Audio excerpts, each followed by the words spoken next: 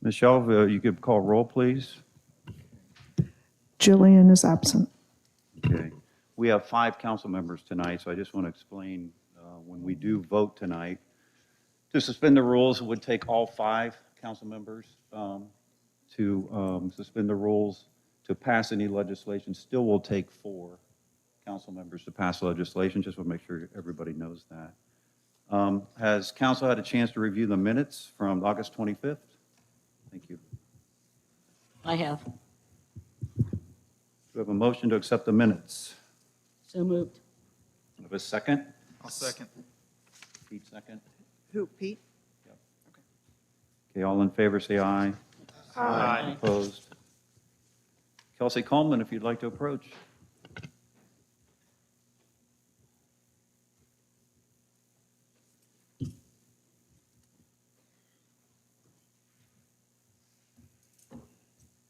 Good evening. I'm Kelsey with the Health District, representing the Delaware Public Health District.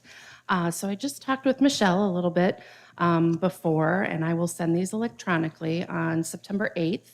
I shared a first file where I again shared the tire disposal coming up in October 18th.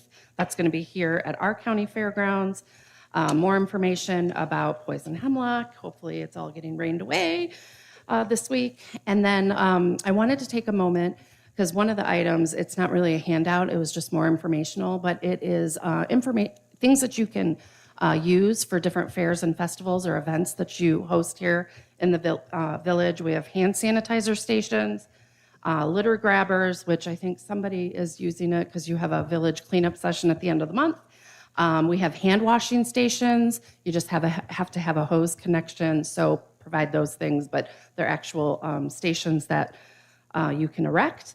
Recycling receptacles, and we have for any kind of like youth groups or folks that maybe want to learn a little bit about how germs get spread, we have a hand washing training kit for like different school programs or any youth serving group. So those are things that you can request on our website, and there is a link in the information that I shared with Michelle.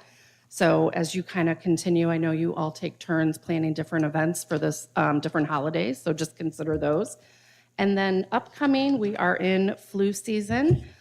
We have 2 different clinics. We have lots of different clinics scheduled, but 2 coming up Friday, October 17th from 8 to 10 at Genoa Township Fire Department. That is going to be a focus on first responder flu clinics. And there is a QR code where you can go and do all your paperwork online. So you just have to show up and can get through pretty quickly. And then on Monday, October 6th in the evening from 4 to 7, we're having a drive-through flu clinic. You don't even have to get out of your car. And that is going to be hosted at the Health District, right? And if you haven't seen our new building, we have a pretty large parking lot right in front of our building. So that's where the drive-through clinic's going to be. And that's open to the public, again, 4 through 7. So those are the 2 pieces that I want to get to Michelle so you can have those electronically. And last but not least, our walk-in appointments. If you go to our website, which I'll spell this out for you as well, Michelle, walk-in appointments, just because we provide any kinds of immunizations. We have daily walk-in clinics Monday through Friday from 8:30 to 11:30. So that's walk-in for any type of service, blood pressure check, immunization, whatever it might be. So I will make sure that you have the walk-in hours as well. And just to remind everybody that last year there was over 120 flu hospitalizations within the health district. People at the highest risk are those over the age of 65 years old with chronic medical conditions, pregnant women, and children younger than 5. So we're just encouraging those to take their efforts to get their flu shot, and that's it. Any questions? Thank you, Kelsey. Okay, moving to public feedback. As is our practice, we will have residents approach first. If we have a resident who would like to come forward, please state your name and address, please.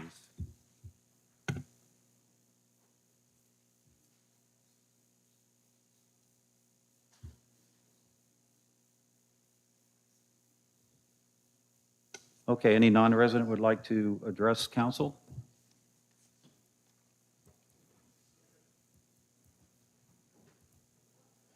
Wait a minute, okay.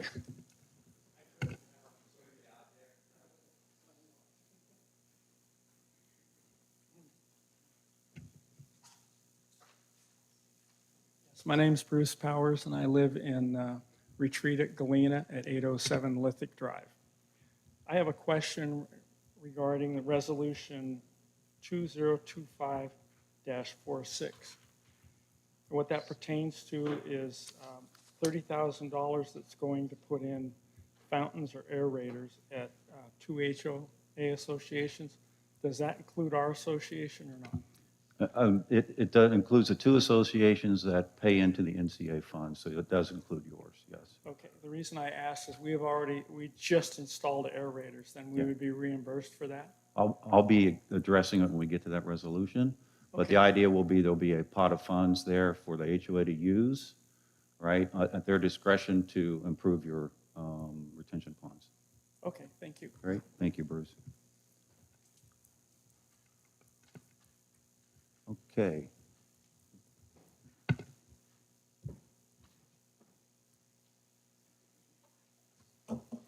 Thank you. Hello, my name is Molly Snodgrass. I live at 16001 Lewis Road in Harlem Township. I'm here today to introduce myself as a candidate for the Board of Big Walnut Education. You may have seen my signs around, so I just have been making a point to get around to the different entities to, so that you could put a face to a name. So just a little bit about me, my background, I actually have a degree in chemical engineering, and I currently work at Abbott Nutrition.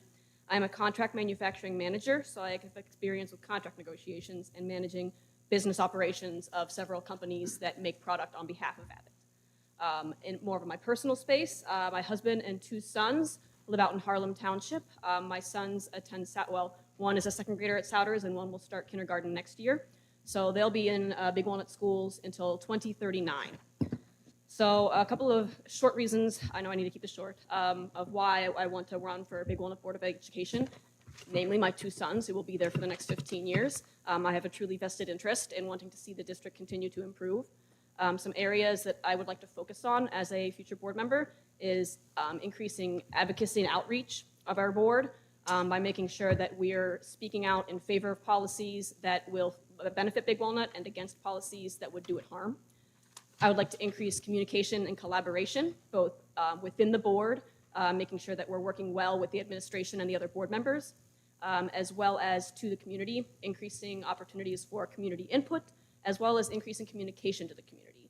I feel there are some spaces we do really well in, and we communicate well to people who have kids in the school district, but I feel we are really lacking in our communication to families that do not have kids in the school district, and that's one area that I would really like to see improved.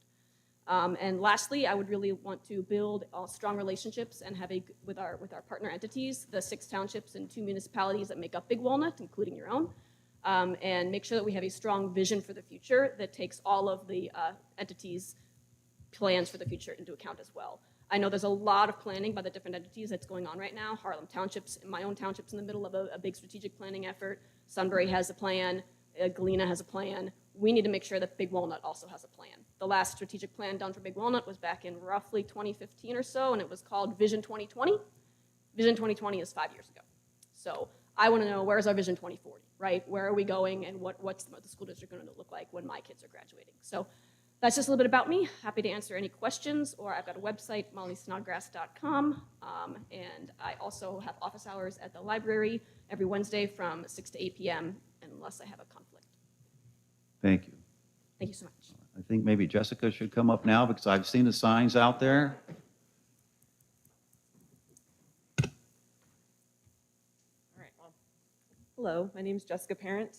Molly kind of stole some of my thunder with a lot of the things that she said. I agree with her very much on well, actually everything she said. So my name is Jessica Parent. I am also running for a position on the Big Walnut Board of Education. Like Molly, I am also a mother to a young child in the district. He will be graduating a little earlier than hers. He is going to be part of the class of 2033. But like Molly, I also have concerns for the trajectory and the communication about any potential growth plans for our district. I want to be able to work closely with the village of Galena, Sunbury, and the other surrounding areas to make sure that we can all communicate and work together to build a plan that best works for our students and for the community at large. A little bit about me. I am a small business owner and a software engineer. I have my 10-year-old son, 2 dogs, and 20 chickens. So I live just down the street off of Hickory Avenue. And my favorite place in Galena is the Coffee Vault. So just a very quick blurb, and then I can direct you guys to my website. If elected, my goal is to function with, I'm going to be fancy with an acronym. I'd like to function with respect. So responsibility, engagement, stewardship, partnership, excellence, communication, and trust. I believe when you bring all of these things to the table, it builds a stronger community, and we can accomplish more together than we ever could individually. If anybody has any questions, I'll be around after this meeting, or you can look me up at parent4, the number 4, bigwalnutschools.com. So thank you guys very much, and I hope to get elected and to be working closely with you in the future. Thank you, Jessica. Appreciate it. The only other person I have is Mary Howard.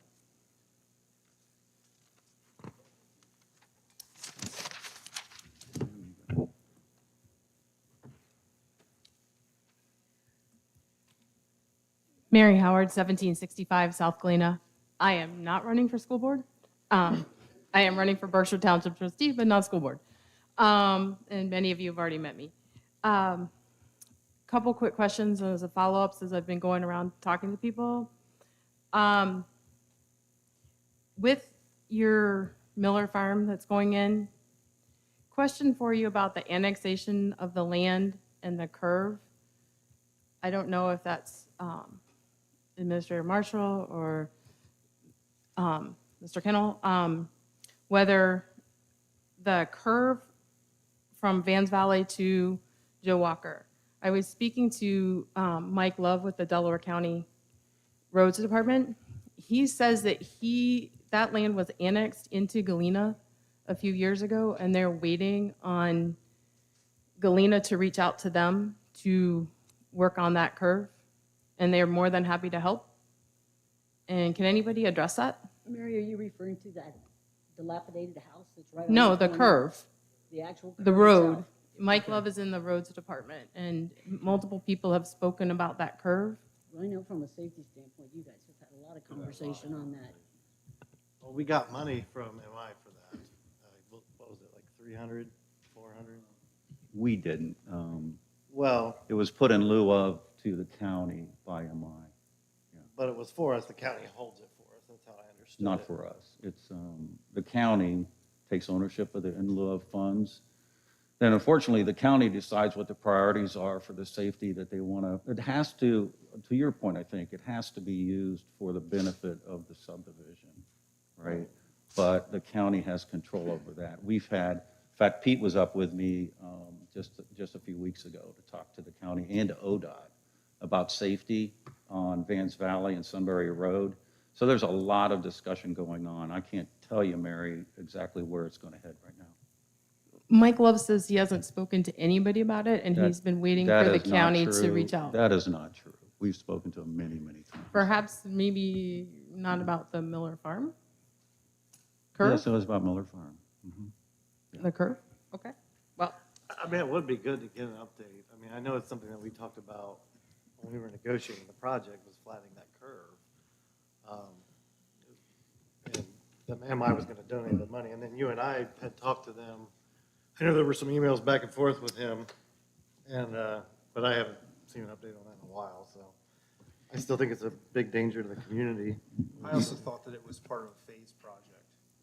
So on the front end, it was not going to be addressed, but once they got to phase 2 or phase 3, because Right. there's going to be an additional outlet onto Vans Valley Sure. from MI. Sure. So it was my understanding that we would begin communications with the county and also internally, that when we got to phase 2 of the development and there was actually an outlet onto Vans Valley, it would be addressed all at once.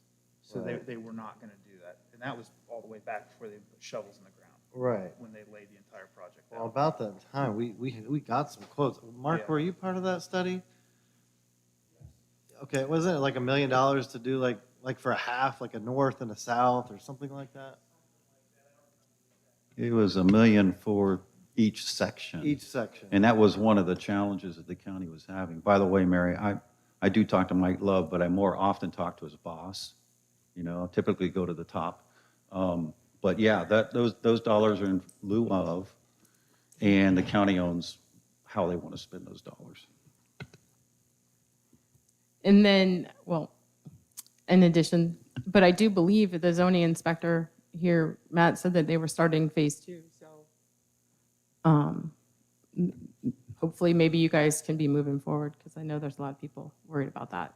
Then I noticed that the CETA agreement is not on the agenda. Do you know what's going on with that? Say again? The CETA agreement isn't on the agenda? It is on the agenda. It'll be later tonight. Thank you. We have an announcement at the end. Okay, did not see it. And then Arrowhead, that was talked about at your last special meeting. I was wondering if you all had any plans to address any of the changes that the residents requested.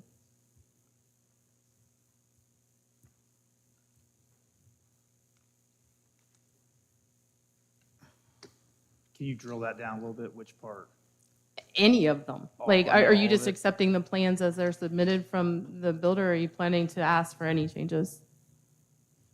As far as, you have to be more specific, right? Are you talking about brick? Anything? Because if we're talking about brick, that's a line item that the developer can decide after the fact, right? That's an elevation package. That's not necessarily something that we can dictate here at council to them, I don't believe. We could put it in the agreement. For sure. Hang on.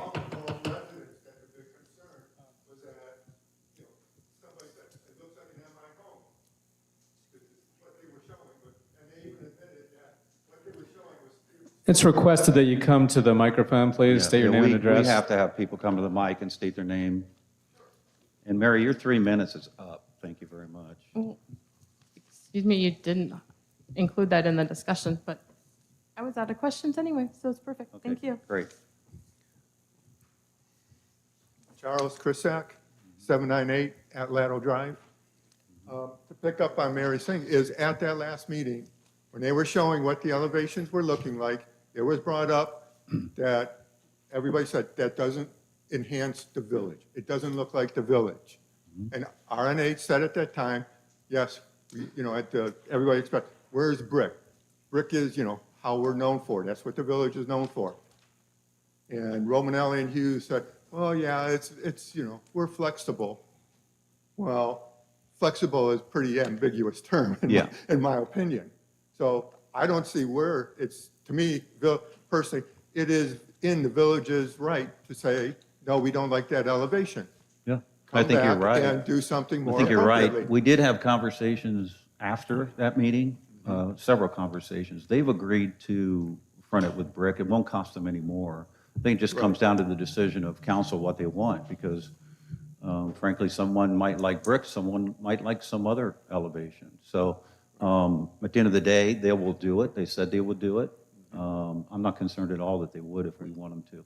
But once again, that's more of a developer issue. Yeah, Right? yeah, it certainly is. Well, No, it's not, you just said that. Well, let me ask you a question then, Charles. Yes. Out of the past 3 developments that have been done in Galena, how many of them did we demand brick on? You live in the retreats, correct? Right. How much brick is in the retreats? There is frontage with the. There is either the frontage, brick- but there is is- it that has solid, either is brick- it well, let me solid frontage? finish. Is it solid frontage? Like we No. were talking about? No, Okay, what about I my, never what said about my all. side? I never said all the frontage. Okay. I was saying is that people were Sure. wanting to see brick Sure. instead of just an entire Which is an vinyl. elevation upgrade, right? That would be an elevation package determined by the builder, and we can request that. No, it was included. There was not a pick. I did not have when we built we did not have a choice. Right. Based on our Hey, elevation. This, by the we way, got stone. this argument, I know. by the way, this argument's done because we've talked to Romanelli. They're willing to do the brick.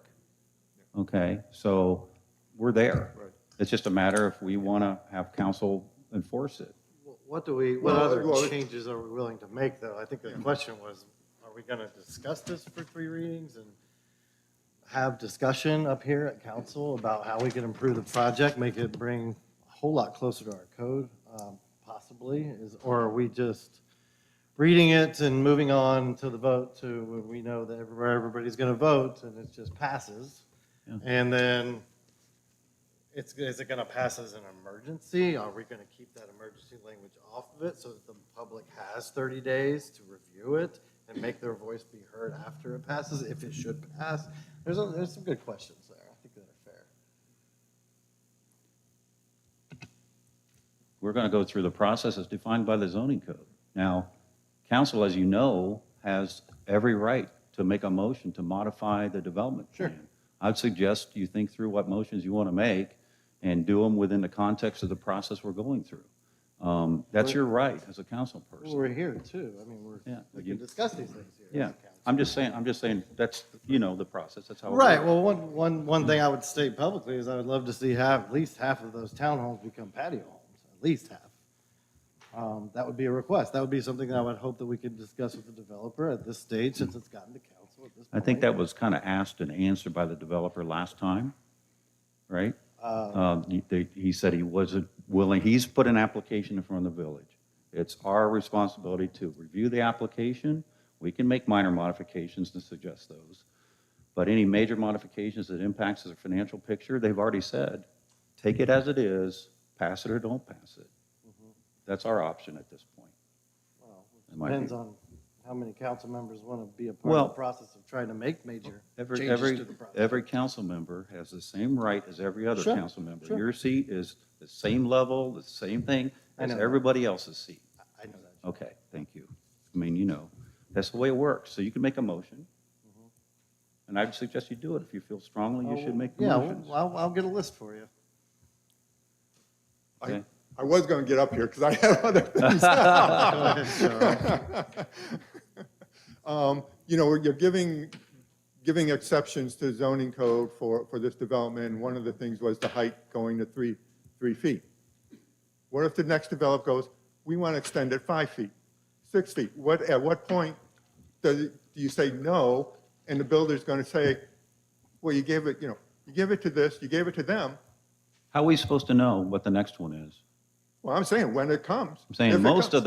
of the variations that we gave were pretty minor, in my view. All right?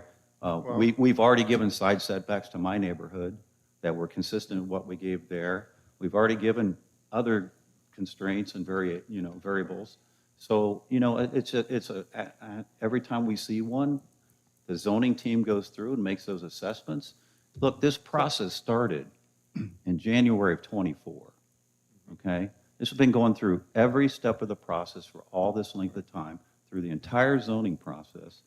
Zoning voted 4-1 to move it and approve it, and move it forward to council.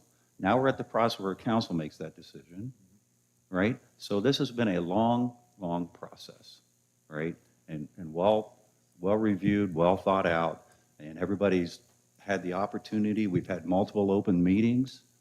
So, that's just where we're at. Well, I know as the I village. can't speculate. I can't speculate on what might happen next. Right. Well, Yeah. it's obvious, the village is just going to go forward. And at it, being at last meeting, I've been at some of the zoning committee meetings where, all the concerns have been raised about it.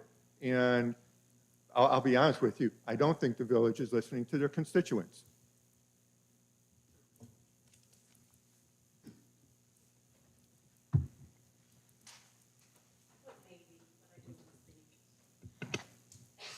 Annette McMurray, 3690 Worthington Road.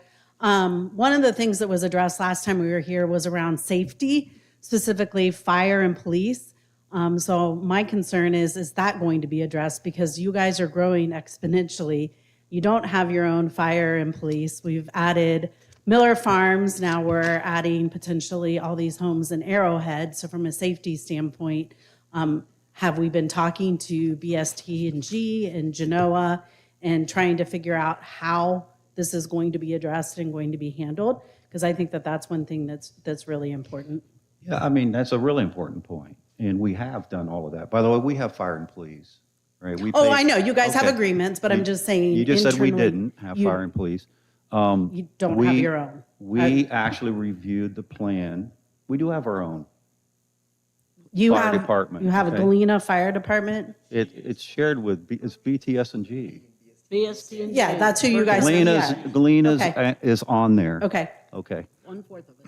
Um, But to your question, we took the plan to the fire chief, Chief Kovac, and he signed off on it. We have an email that's in the record where he provided his check off on the plan. Okay. What about police? What about police? So there's been talks, Yeah. so right now in the public safety budget, we had $40,000, quote me on that, right? For specialty and overtime, Mike? Right? $30,000 Yeah, that we set aside, but it's not being Sure. used. So, and here's the biggest issue with that. So we don't have enough to go out and contract with Delaware County. We don't. The village does not currently have enough money to go out and pay for a dedicated cruiser and the 3 personnel who can staff it.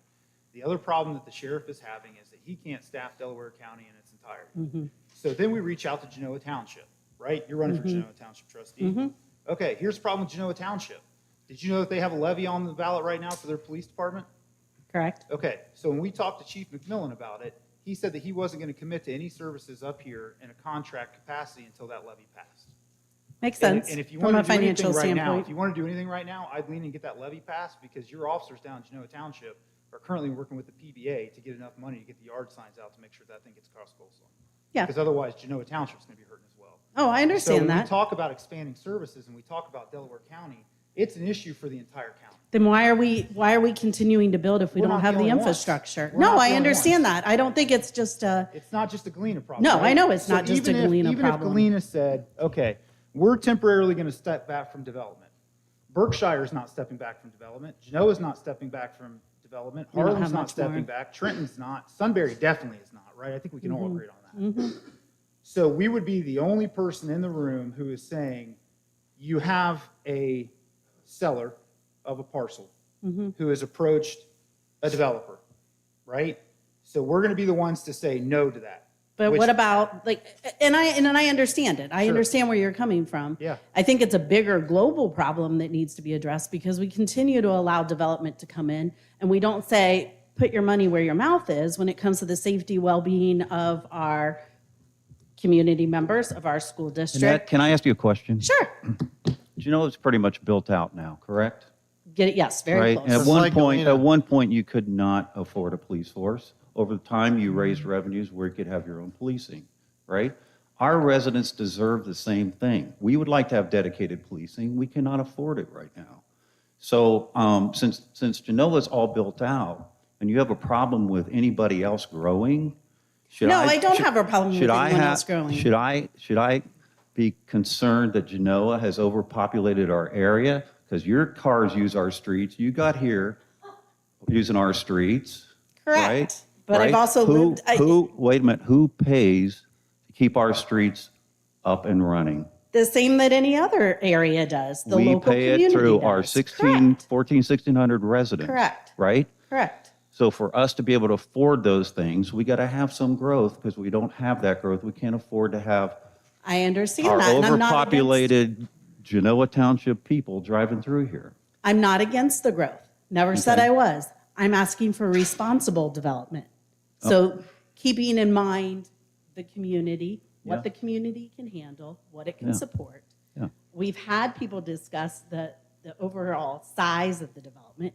That's all I'm addressing, is do we understand what this is going to do and the pressure it's going to put on the infrastructure?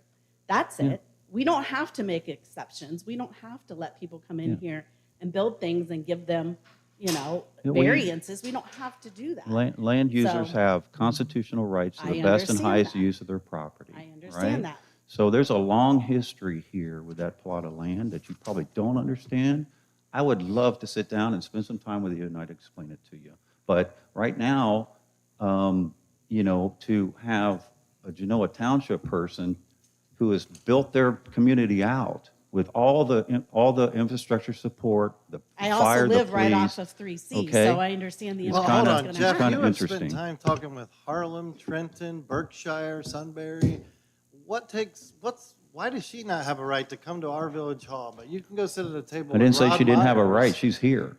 Yeah, I know, But she's you- here. you've been but condescending Why are to you the other condescending her speakers. when you're It's- sitting down with Rod Myers and putting together a 100-year CETA agreement?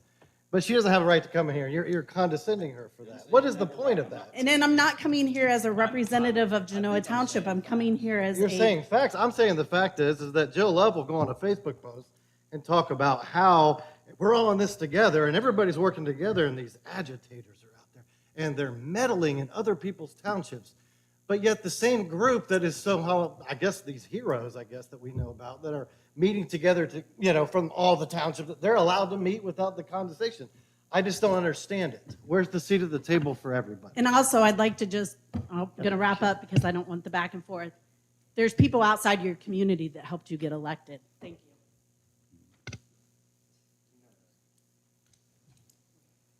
For the council president's report. Sorry, can I speak a couple times? I do appreciate everybody coming together and speaking from the residents. I just want to kind of address a couple of the different things that you guys mentioned from my notes. One of them, just if you could run through these quickly, I think it would help clarify. I spoke to 4 different residents down Walnut this week. Just come to find out, 2 of them wrote emails to you, Jeff. Well, you responded, so I have your response. Yeah. And one of them was just about traffic safety, because they were concerned for that. And the response back from that was kind of opposite. And I don't want to point too many fingers right now, because this is getting a lot more serious than just playing games right now.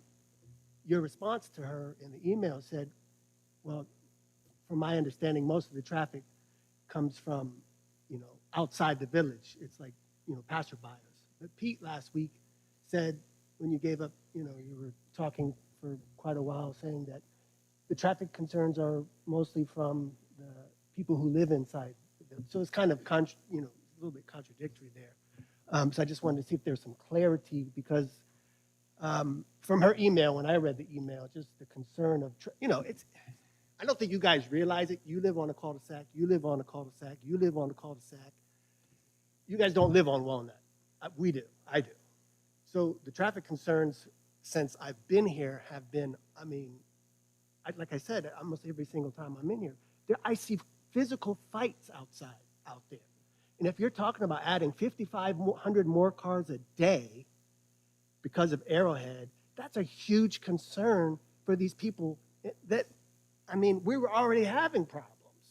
And then we add 5,500 more cars a day. When you do the math, that comes out to about 2 cars every second during speed, like 3 to 6, that kind of 8 to 9, those little slots, right? You take 890 minutes, that was 16 hours, people sleeping for the other 8, divide the 5,500 by that, That's how much traffic we'll be adding to this. So, that's just mind-blowing for us not to consider when these people talk, to huff and puff at them because they're concerned about that. There's a lot more residents who aren't even here that are concerned that we haven't even heard from.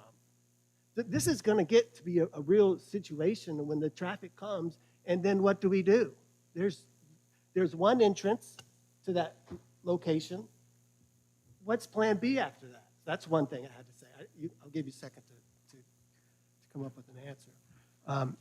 Can I respond to that? Sorry, after talking to these other 2, these residents, two things came to mind. Was a feasibility study was one thing was questioned.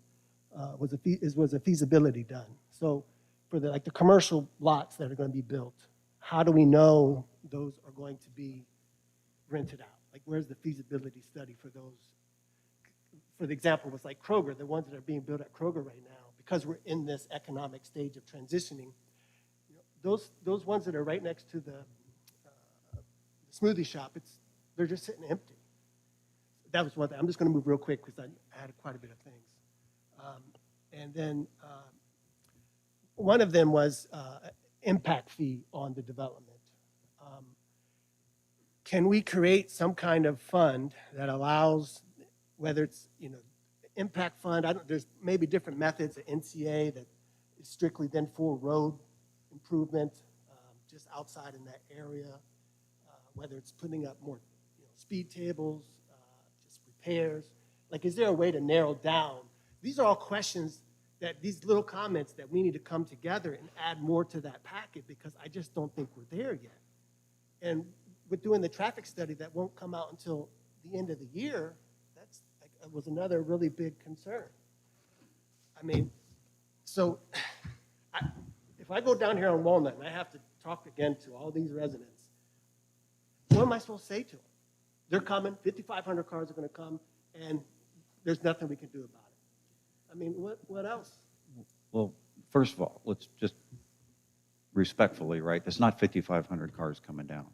I think they talked about 5,000 or so trips.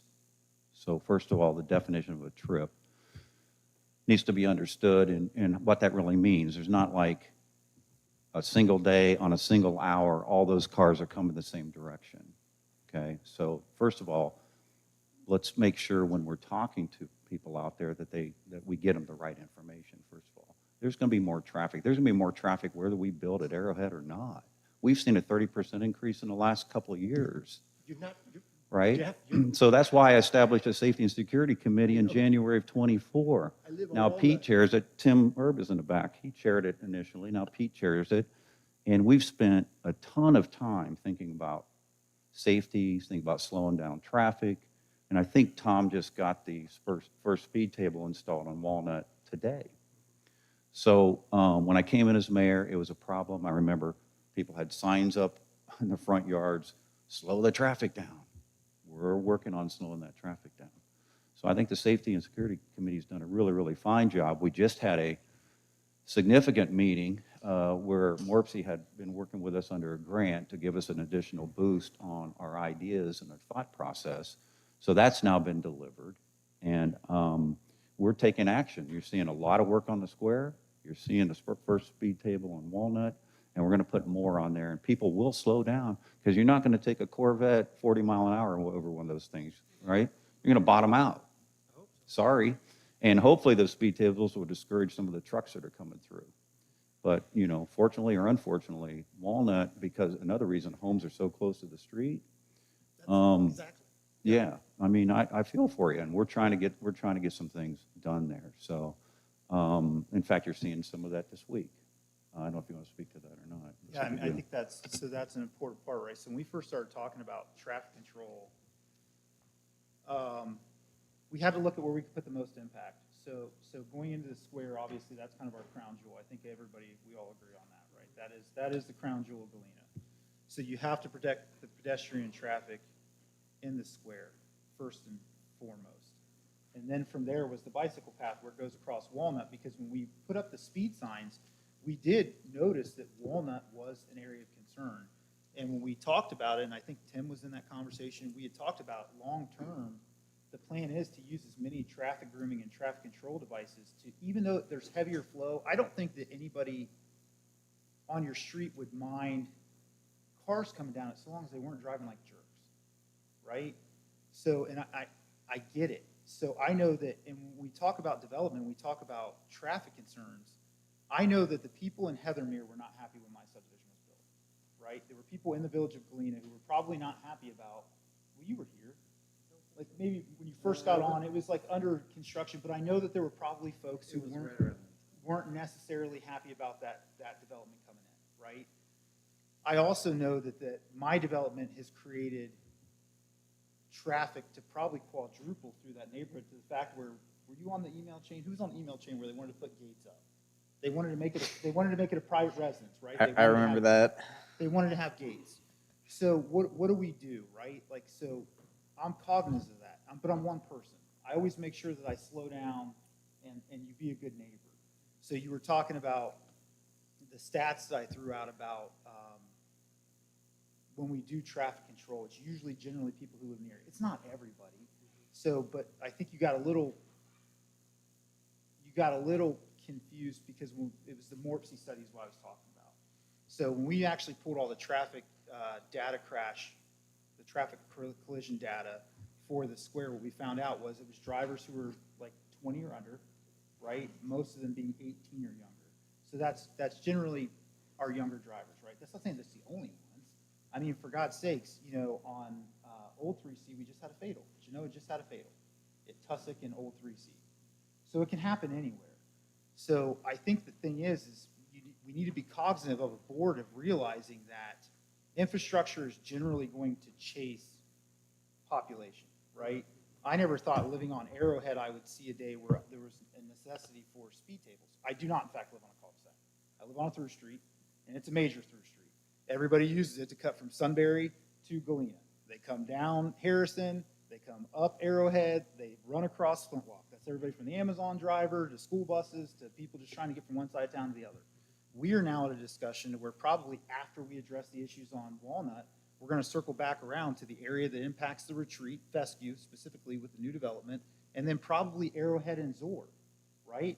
And by that point, there'll probably be some speed tables that need to go in Miller Farms because it'll be 5 years developed and they're mad about traffic.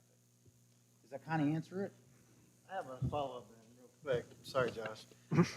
For me, I mean, it's not just the speed. Yeah. I mean, I'm 8 cars deep at 7:30 on Walnut, Route 3. That's before. I know it's not 5,500 cars, but it is 5,500 cars on the road on those 5,500 trips, and that's not counting the Miller Farm. I mean, you're talking about 8,000 plus trips a day in the village down Walnut. That's a lot of wear and tear on the road, one. And it's just, you're right, people will care less if they're going slower. That'll help. Yeah. But it's also, there's no turn lane. I mean, there's no way to widen it. I think the point, that Annette was kind of making, at least I'll make it, is can the village support that kind, can Walnut support that kind of traffic every single day? So That's a lot of new traffic. I'll push back a little bit. I watched some of the Berkshire meetings, right? But I can tell you this, I'm one of the ones who leave about 5 or 5:30 in the morning, okay? So pathway out of my neighborhood, like I said, Heathermere, and then I come out to Walnut, right? Follow speed limit, by the way, I do. Thank me for that. And then once I get to once I get to State Route 3, I have to turn left, which would have me going southbound on State Route 3. At 5:30 in the morning, I routinely sit through an entire cycle at that light. You know where it's coming from? It's the people heading eastbound, right, on the other side of Walnut. So there's already traffic. So what is Berkshire doing about that side of the traffic, right? We don't know. We don't have a plan. I agree. I mean, they should address it. So is the point going to be where, we have conversations with developers to include the one who currently has a project? Do we rip the Band-Aid off and ask for a dedicated straight through lane and then a north and south turn lane in all directions? Does that appease it for right now? And then in 10 years, we have to and that goes back to my point. Does development chase infrastructure or does infrastructure chase development? I think Is it going to be a moving target or should we have it figured out on the front end? Well, that's And the can thing. we? It feels like Do we have a crystal ball? No, but it feels like the attempt made at that is never made because we're always putting the cart before the horse. And I understand there are some realities here. It's just that, like you said, the houses are so close to the street on Walnut. There's no way you would have to eminent domain the whole darn road to widen it, really. And it's so there is no answer for the traffic flow through Walnut. You could do some tricks, which is what we're going to do, and I think that they're good, and we've all agreed on them. We've talked about them on the square when Jill was mayor. I mean, we want to do those things, but is it the 8,000 trips a day? I mean, that's just not a small number. Well, And I think it's a fair thing. And it's not because I'm coming in here guns blazing. It's because I'm talking to residents about this every I day. think Walnut is a huge issue. I mean, first of all, the trips, let's just be clear. A trip could be, let's just say the new Arrowhead development is up and running. A trip could be somebody leaving their house and going to the medical building inside of there. A trip could be I'm going to Kroger. A trip could be I'm going down Sunbury Road to the other side. It doesn't mean that all those cars are coming on Walnut. Some of them are internal. Some will. But they There don't have will be. but there's no grocery and gas. So the Safety and Security Committee has basically strategy is to not just slow it down, but discourage it from being a cut-through, making Walnut the cut-through for everybody coming from I-71 trying to get over to the other side. And it's not just cars, because we're getting some big trucks coming through. So, so it's supposed to be a discourage them. I mean, I don't know if you drove over those today, but I happily drove over it several times today. And we're going to add more, right? And we should talk to the residents about where they'd like those things added. It just There'll sounds be like, two I more mean, next year. Pete made a point, they're not ready to contract with us yet. We're over the barrel. I mean, what do we do? Because right now, we kind of need coverage, really, for all the speeding. But when we add those trips, we're gonna need it even more. And the question, I think it's fair from residents, whether or not they're part of the government process, whether or not they're part of the development process, it's a fair question to say, or to ask, why are we doing this before we start to figure this thing out? And sometimes for me, some of you know this personally from conversations I've had with you since I've known you. I'm okay to pump the brakes a little bit and say, okay, yeah, I'd like to have that development. It's exactly what I told Schottenstein when they were here. Call me in 5 years. I just don't think we're ready for all that. And you know what? They left. And it was okay. There was no lawsuit. There was no annexation. All those fears. None of that. In fact, they were actually very amicable leaving. And it was just like pump the brakes a little bit. I think it's fair. So when we talk about development, right, it does. It causes a lot of pause and it causes a lot of concern at varying ends of it. So I think the folks in the retreat in my neighborhood will probably be the most impacted by it. Go ahead. Sure. Yeah. We do things very unconventionally in the village. We're small enough to where we can allow it. It's a good thing. Please don't let me forget about the impact fee. And possible feasibility. Charles Krisak, 798 Atlato Drive. Pete, how you describe you're going through Heathermere and all that? Yes, I drive that. I do the same thing over and over. My question is when it comes to the intersection of Route 3 and Walnut, is who can make alterations to that intersection in the sense that add a left turn lane coming out of the village and a left turn lane on the Berkshire, and to add, is right-hand turn lane. So you have theoretically three lanes. So at ODOT that. will let you do a lot, right? So long as the plan passes their litany test, it passes their engineering. And they have cycles to where they're going to do things. So for example, not to get off track, like Dustin Road, right? Dustin would probably be a great place for another traffic light. We don't want to see another traffic light on State Route 3, but some of the accidents we've seen this year would probably necessitate a traffic light at some point. So when we talk to ODOT, and this is just a good example and we'll lead into it. So when we talk to ODOT, and we said, hey, we want to put a dedicated turn lane there, right? So we want to put a left and right turn lane there, and we want to put the bollards up to make sure that people aren't going around, because that's what we see a lot of. They said, yeah, if you're willing to pay for it, sure. And then once the project comes up, we'll discuss reimbursement. So I guess the answer to your question is, we probably could submit the plans to ODOT, and if we were willing to pay for it out of pocket, we could probably put shovels in the ground tomorrow or whenever that process was done. And then at some point they would catch up and reimburse us. So that it's not out of the realm of possibility. And I think even in talks with, the Arrowhead project, it's come up to where if that becomes necessary, they're willing to put some skin in the game, right? Well, I think definitely R&A Sure. should be putting in, and also Sure. from the people from Miller Yeah. Farms. And They this is should all one be of- putting in. I don't, sorry if Yeah. I'm going off. No, I no, just you're feel fine. That it shouldn't be totally a whole monetary burden on the village. Yeah, and I think it's one of the things, I actually learned it from Mike, right? So when I first got on zoning, and we were working on the Miller Farms project, like developers should have some skin in the game, right? I think we would all agree on that. Not to steal his thunder, but Well, actually, you already did. We were talking about the aerators and that's a failure of Pulte, right? We should have held them accountable to promises delivered, promises fulfilled. So, and Mike kind of taught me that, like, we need to hold folks accountable. We need to have those conversations. So I think one of the points with the traffic study is you can have that conversation with the developer once the traffic study comes back. However, statutory, there are things that we have to do with the development, right? I know that I have a stance on development, and my stance is a little bit different because I live in a subdivision. I think it's very disingenuous to live in a subdivision in a small community and then say, I want mine to be the last house ever built. In fact, when our neighborhood was still very much so under construction, there were no houses on Zor, only half of the retreat was done, I looked at Fescue and I said, that's a road to somewhere someday.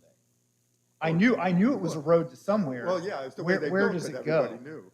Right? And then we talk about where we're at. Yeah, we could slow things down, but we have a motivated seller and a motivated buyer. Right? And I think that this is my personal opinion. I haven't really had the opportunity to give it, but I got the soapbox, so I'll take it. I think that the project that was brought forward is not necessarily optimum, but is the best usage for that parcel, being zoned commercial, because it would be a Herculean task to ask a property owner who is in the process of selling it to go back and have that zoned as purely residential, because he knows that he's going to cut his earnings potential by having that rezoned. However, it is zoned commercial right now, and our zoning code allows for 10,000 square foot retail spaces. So there probably is some crazy person out there in the state of Ohio and in central Ohio would be like, I would love to build 84 square acres of 10,000 square foot retail spaces. And that's not a threat, right? That I have never heard that before, but it's not outside of the realm of possibility. What does that look like, though, if we have 84 acres of retail space over a planned mixed-use development? Can I speak to that? I think as if you go out and ask everybody in the village, and especially the people who are directly impacted. I mean, we knew it was when we were building. We were the first. Actually, we were the first house on 8 at Lattle. We went and walked down dirt roads in mud to pick out our lot. But we knew, and I bet everybody would say they're fine. They realize it's going to be development. That's fine. I think what they want it to be done is in a responsible way and what reflects the village. So I think it's a good, I mean, look, it's a fair example. But I think timing-wise, I think it's a little short-sighted, and I say that respectfully. I mean, even Gary from G2 told Jeff and I in a meeting about a year ago when they tried to put some apartments back in on this project, he was trying to validate the need for even the retail space at all, just based on adding like 50 apartments. So while it's a well thought out example, I don't think it really fits the time and on this piece of property, because he's talking about 50 just for validating our own retail. That means that no big box retail is even thinking about putting anything big on that land now. Well, thanks to zoning code, you were just too restrictive. Thank you. The zoning Appreciate it. code, Appreciate it. But Yeah. but I would like to, Walmart, right? but I'd like to add. Show of hands, who wants a Sheetz at the corner of State Route 3 and Walnut? I have to recuse myself. That's my client. I apologize. Hey, phenomenal product, just don't want my back. you want the Sheets pizza, right? Right. But there was an example. I wasn't planning to bring it up because I respect Roman Allen Hughes. They're here. They're giving us a proposal. But they did bring up the whole commercial thing. So of course I'm going to talk about it. Could be residential. I have developers who have called me even in the last 2 months on other properties that could be annexed into the village, and I'll let you use your imagination on which ones. And they said we've had conversations with the village, and I could make it work with all residential. And that's another one that we told the same thing. It should be commercial. It should be this. It should be that. But we have developers saying, look, we'll build whole homes for you. And Black Hawk Estates butts up right up to Route 3. I mean, we have examples in our own village where you can build a home development that's close to the road. And it's fair for the residents to wonder, why does it have to be exactly like this? And my point is, just like I told Jim outside after the meeting, I'll tell everybody because I'm an open book. I told him, I'm not trying to hurt the project. I'm trying to help the project. in my opinion, the best way to do that is to relieve some of the traffic. Let's bring in some patio homes to replace those townhomes. It's not that big of an ask. It's really not. Mike, we can go back and forth on this. The comprehensive plan always envisioned, as far as I know, going back to 2010, envisioned that one parcel was a perfect place for a mixed-use development, right? So we have that proposal That was a on long the time table. ago. I mean, But that was that- like 15, 20 But years even ago. the upgraded growth strategy envisions the same thing. It just, I know all about it. That's why I asked for such but pages but of it changes. didn't deviate from the comprehensive plan from 2010. So let's be honest about that part. So Would you agree, though, a lot of people have moved into the village since 2010? yeah, well, my neighborhood's one of them. Right. Right? But I guess what I'm trying to get at is the Romanelli team has already spent a boatload of money on this, okay? And they put an application, a proposal on the table. We have an obligation to review it and understand it and vote on it at some point, okay? So I don't think I would want to be the one to go back and say, please go away. Well, I'm not asking Right. him to go away. Yeah. I'm trying to say, Yeah. why can't we go back to the drawing board? And That- again, with all due respect, I love Vince. I like Jim. I like Gary. I'm less concerned about the bottom line and more concerned about what's best for our residents right here in the village. But this plan was put in front of us in December of '24, okay? Before you were serving as mayor? December of '24. 24, okay. We were working with them January of '24, okay? So these objections as to the plan's been there a long time, so to make a huge desire to change the plan significantly, that should have happened months ago. Well, if I was still in Months ago. zoning, I would have had That a doesn't- much bigger voice Matt, on you're a that, council Jeff. person. You could have come to zoning. You could have expressed your opinion. Sure, and I did. Okay. I Late- did. late in the After it was- process. After it was submitted to Late in the zoning. process. When I did, like you said, to your point earlier, I'm following the process, Jeff. But I was in those development meetings with you. And if I had known they were asking for 12-yard setbacks or 12-foot setbacks in January of '24, I would have never even considered We have the 12 townhomes foot, we have being in the 12 project. foot setbacks in other parts of our community. Okay, right? That's So- great. so, You're making my point. No, I'm You're not. setting a making- precedent. I'm telling you, the Next time, precedent was folks, it'll already be 8 set. feet. It'll be 6 feet. Yeah, no, Trust that's me. ridiculous. The precedent was Is already it? set. So It's not, the, it's not really. You know how business works, Jeff. You're a smart guy. yeah, yeah. Come on. We're going in circles here. Josh, you had a couple of other points. I've got a couple things I would like to talk about. Sorry, wait a yeah, minute. I just Let's didn't let- get the- let's let Zach have the floor. just He to hasn't had a chance finalize to have on- the floor. Okay, I've got a couple of things.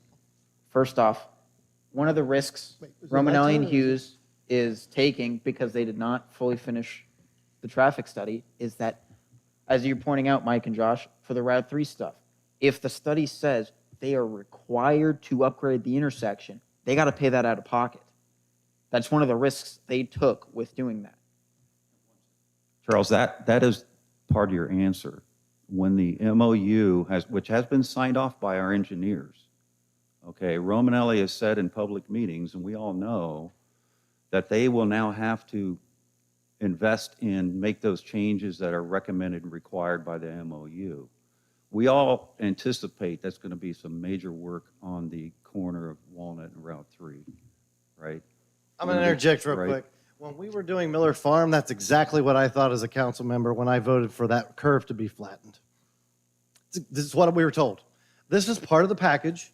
MI is going to pay for that to be flattened. So I would just say, I'm not saying he's lying about that. I'm just saying, but this whole systematic thing that they've got going on here in Delaware County, I wouldn't trust it. So- Because here we are now 3 years later, and we're not even talking about really flattening that curve.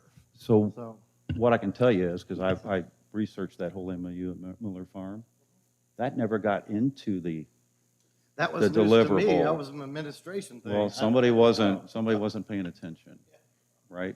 So, but that's the answer, Charles.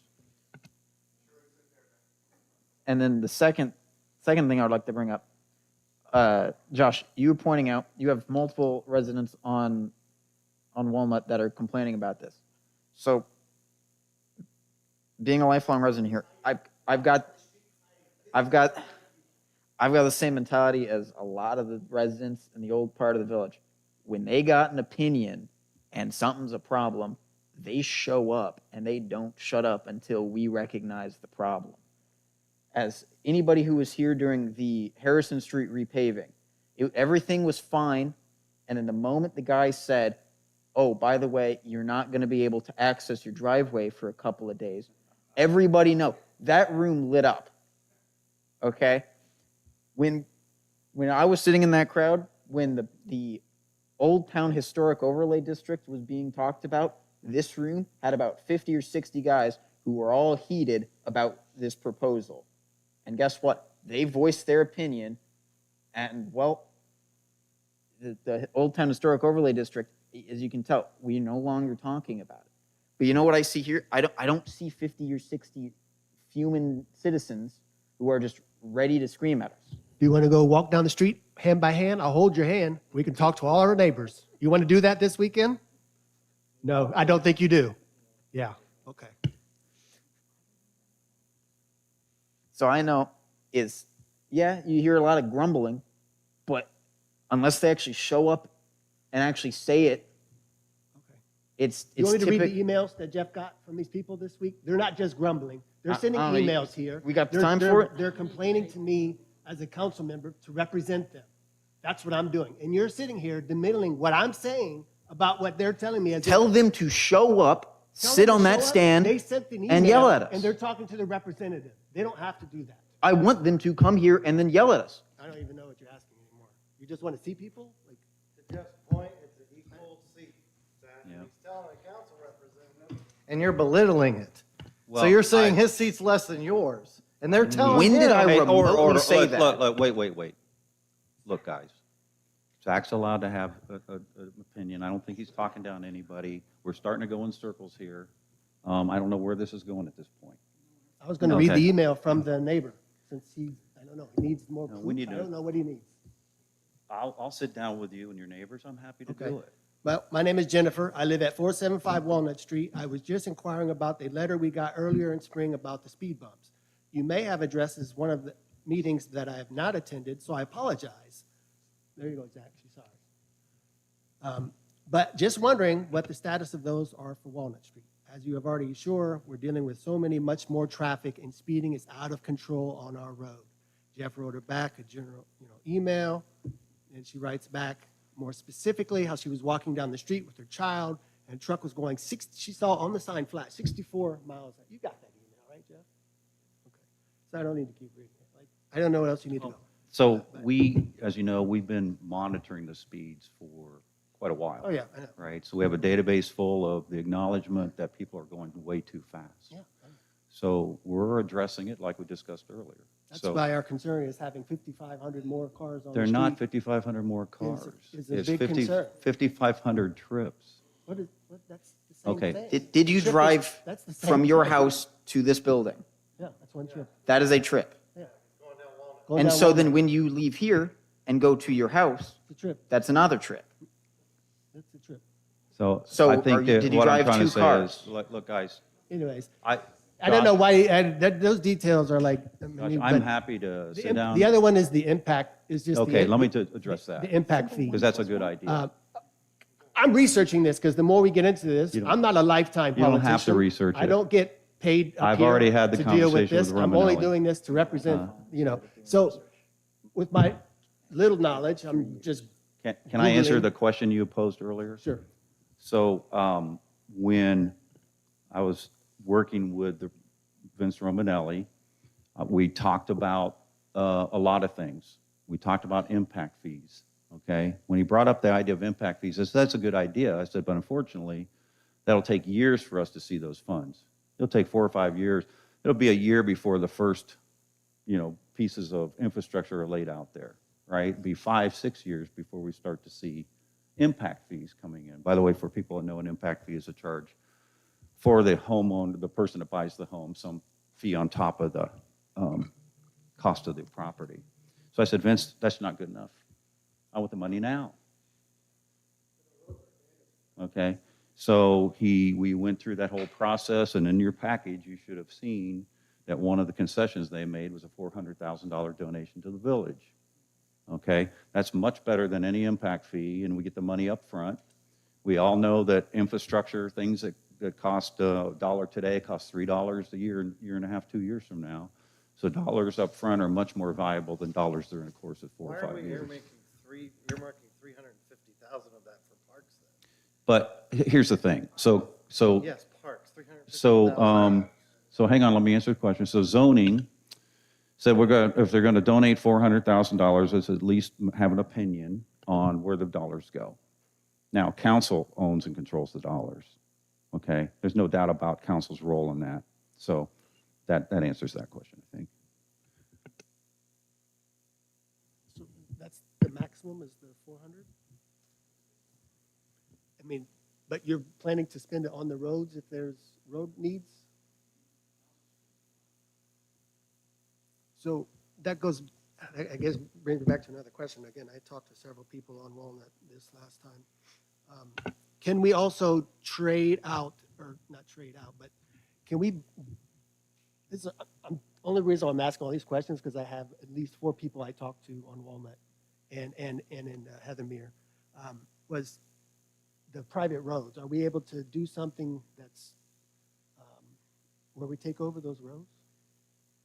You want to do the research on what it costs to do that? Well, I know it's going to be a lot, but is there a way But to I split? think- That's where my question is. Is there a way to split it like a third? Because I know they're responsible for the private roads. The builder kind of booby-trapped them with that one, I believe.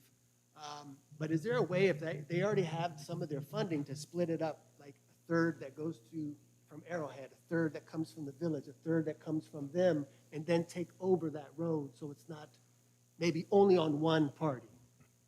No, It's if just you a want to do suggestion. a, I'm just trying to throw things look, out before we get too far. great, ideas are good. And then the Ideas rest. are always good. Yeah. But I'd encourage you to do a business case and bring it forward, right? I think you'll discover there's some real challenges there.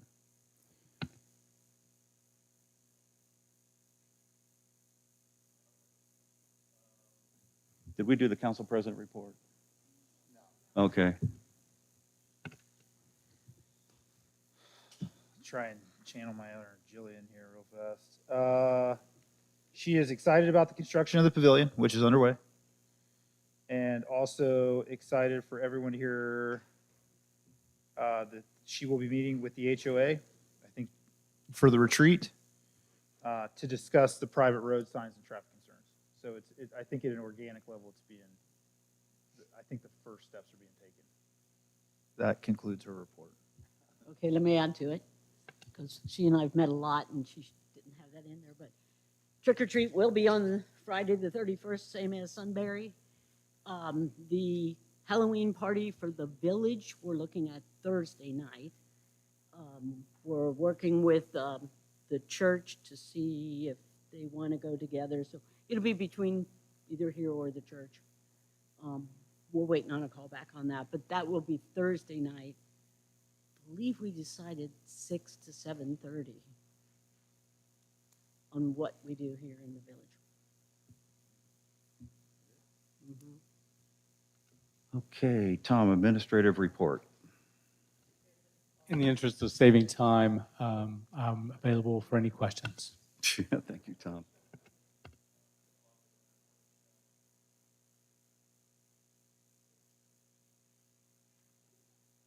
I'm still writing. Okay. Just real quick, we're working on, I know you guys have been aware, we're working on the codification project. We've been doing some questionnaires and stuff and sending them back. And so they will be requiring us to be putting half down this year. And I expect to get the bill before our next council meeting, and we want to keep this rolling. So I would like to get a motion to go ahead and issue a check once we get it and send it out, if you guys are willing to approve that. If not, we can wait until the October meeting, but I'm just trying to think ahead on that. So if you want to do a motion for me to go ahead and pay that before the next meeting and send it out, I can do that, or we can wait till the October meeting. And once again, what was that for? This is for the codification of the ordinances that we've been talking about. So all the ordinances are being put into a database, being codified, if you will, which has been a process we've been undertaking for some months now. And so what's really good about that is we're actually bringing the village up to the 1990s. where we can actually query and say, well, do we have an ordinance for a no parking sign on every one side of the street? Well, we don't know because we can't query the database.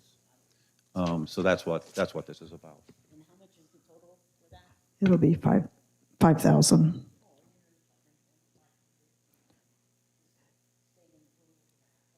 No, it's like a $10,000 project.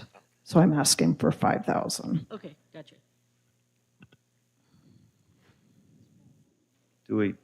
Do we have a motion to approve that tonight?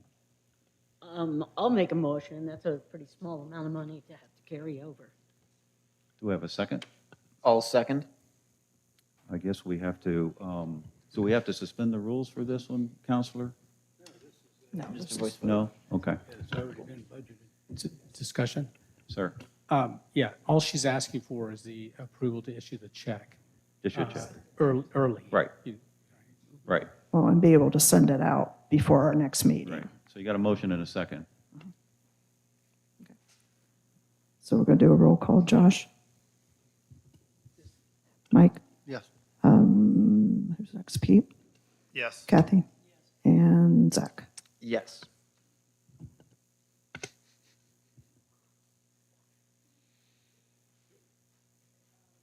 I'm not done yet. And just to kind of, so our next meeting is going to be October 27th.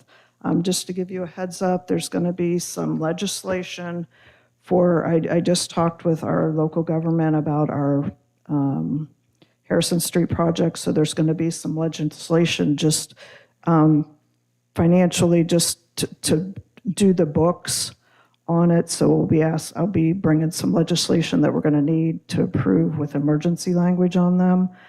It's more just to run it through our system, not changing anything with the amounts. It'll still be the same amount for the grant, same amount for the portion that the county was going to do. It'll be the same amount for the loan that we were doing and the amount we were doing. It's just kind of bookkeeping type items. So I will be bringing some of those next month. So I just wanted to give you guys a heads up that that's going to be occurring. Michelle, did you misstate and say October 22nd? Did I say the 22nd? I meant the 27th. Yeah, today's the 22nd. So Yeah, okay. I have written the 27th, but I may have said the 27th. Yep, we got 22nd. it, okay. Okay. And that's all I have. Okay, thank you, Michelle. Finance team, have you reviewed the invoices for payment for September? Yes. And everything is good to go? Yep, make a motion, we approve them? All second? Got that, Michelle? Kathy first, I second. Okay, all in favor, say aye. Aye. Opposed? Financial statements, has finance team reviewed our financial statements? Everything in order? Yep. Make a motion to approve?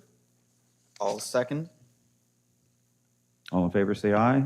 Aye. Zoning officer report is in your packet. Moving to legislation.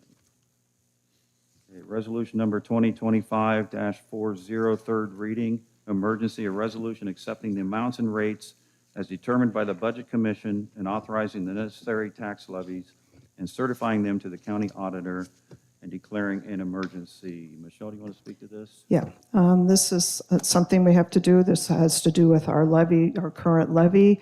You're actually certifying the amounts to the county auditor. It's something we have to do every year. So we will need to do it as an emergency. I mean, it is the third reading, but it's emergency because it is due October 1st. All right, do we have a motion to approve resolution number 2025-40? So moved. I think Mike got it first. Okay. Zach, you All want a second? I win. I know I heard you first, just barely. Okay, you ready for roll call? Yep. Zach? Yes. Kathy? Pete? Yes. Mike? Yes. And Josh? Yes.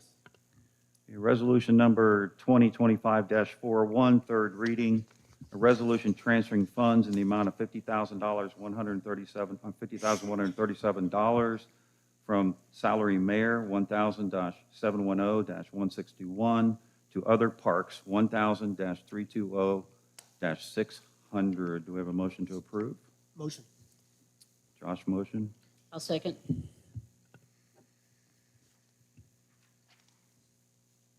You ready, Michelle? Okay, Pete, Yes. Mike, No. Josh, Yes. Kathy, Yes. and Zach. Yes. Okay, that motion does not pass. Okay, resolution number 2025-45, first Wait, reading. Wait, Jeff. Just a Mr. second. Mayor, let's go back to that for a minute if we can. It was a third reading. It's a third reading. That's four votes, I So that believe. means it would have passed. My apologies, so We it had did passed pass 4-1. 4-1. Okay, my apologies. Thank you for stopping me. Well, that's fine. Okay. Resolution number 2025-45, first reading emergency, a resolution transferring funds in the amount of $10,000 from other professional technical services 1,000-790-349 to tax collection fees 1,000-740-344 and declaring an emergency. Michelle, do you want to explain this one? Yeah, this is one of those, it's getting that time of year where we're having to do some transfers for some of the items. This is for the RETA collections. And this fund was also used to pay the taxes when we were paying taxes on our 1792 South Old 3 building. So we need to do a transfer of funds. Okay. Any other questions for Michelle on this one? Do I have a motion to suspend the rules? So moved. I'll second. Mike first, I seconded. All right, Michelle, when you're ready. Kathy, Yes. Zach, Yes. Pete, Yes. Mike, Yes. Josh. Yes. We have a motion to pass resolution number 2025-45. So moved. Do I have a second? I'll second. Pete. You ready, Michelle? Kathy. Zach, Yes. Yes. Kathy. She said yes. Okay, she did say yes. Okay, Pete, Yes. Mike, Yes. Josh. Yes. Okay, resolution 2025-45 passes. Resolution number 2025-46, first reading emergency, a resolution authorizing distribution of NCA funds in the amount of $30,000 each to the HOA of the communities of Galena and the HOA of the Retreat at Dustin for the purpose of installing fountains and/or aerators on their privately owned retention ponds and declaring emergency. Jillian and I have both spoken to the HOA presidents about this. They are excited to know that we would like to make an investment back to the communities that make the investment into Galena. So if there's any questions, I'm ready to field those. Well, I think it was Charles' question first was, It was Bruce's question. or was it Bruce? Oh, it was Yeah. Bruce. Sorry, Bruce. You were concerned about, you've already got those fountains, so it would be helpful for me, especially to vote it as an emergency. Is there any use for it now? I mean, would you guys be able to use that money now for something other than fountains? Well, Yeah. And by the way, our neighborhood didn't get fountains. And of course, we made sure that the Arrowhead project has fountains. So yeah.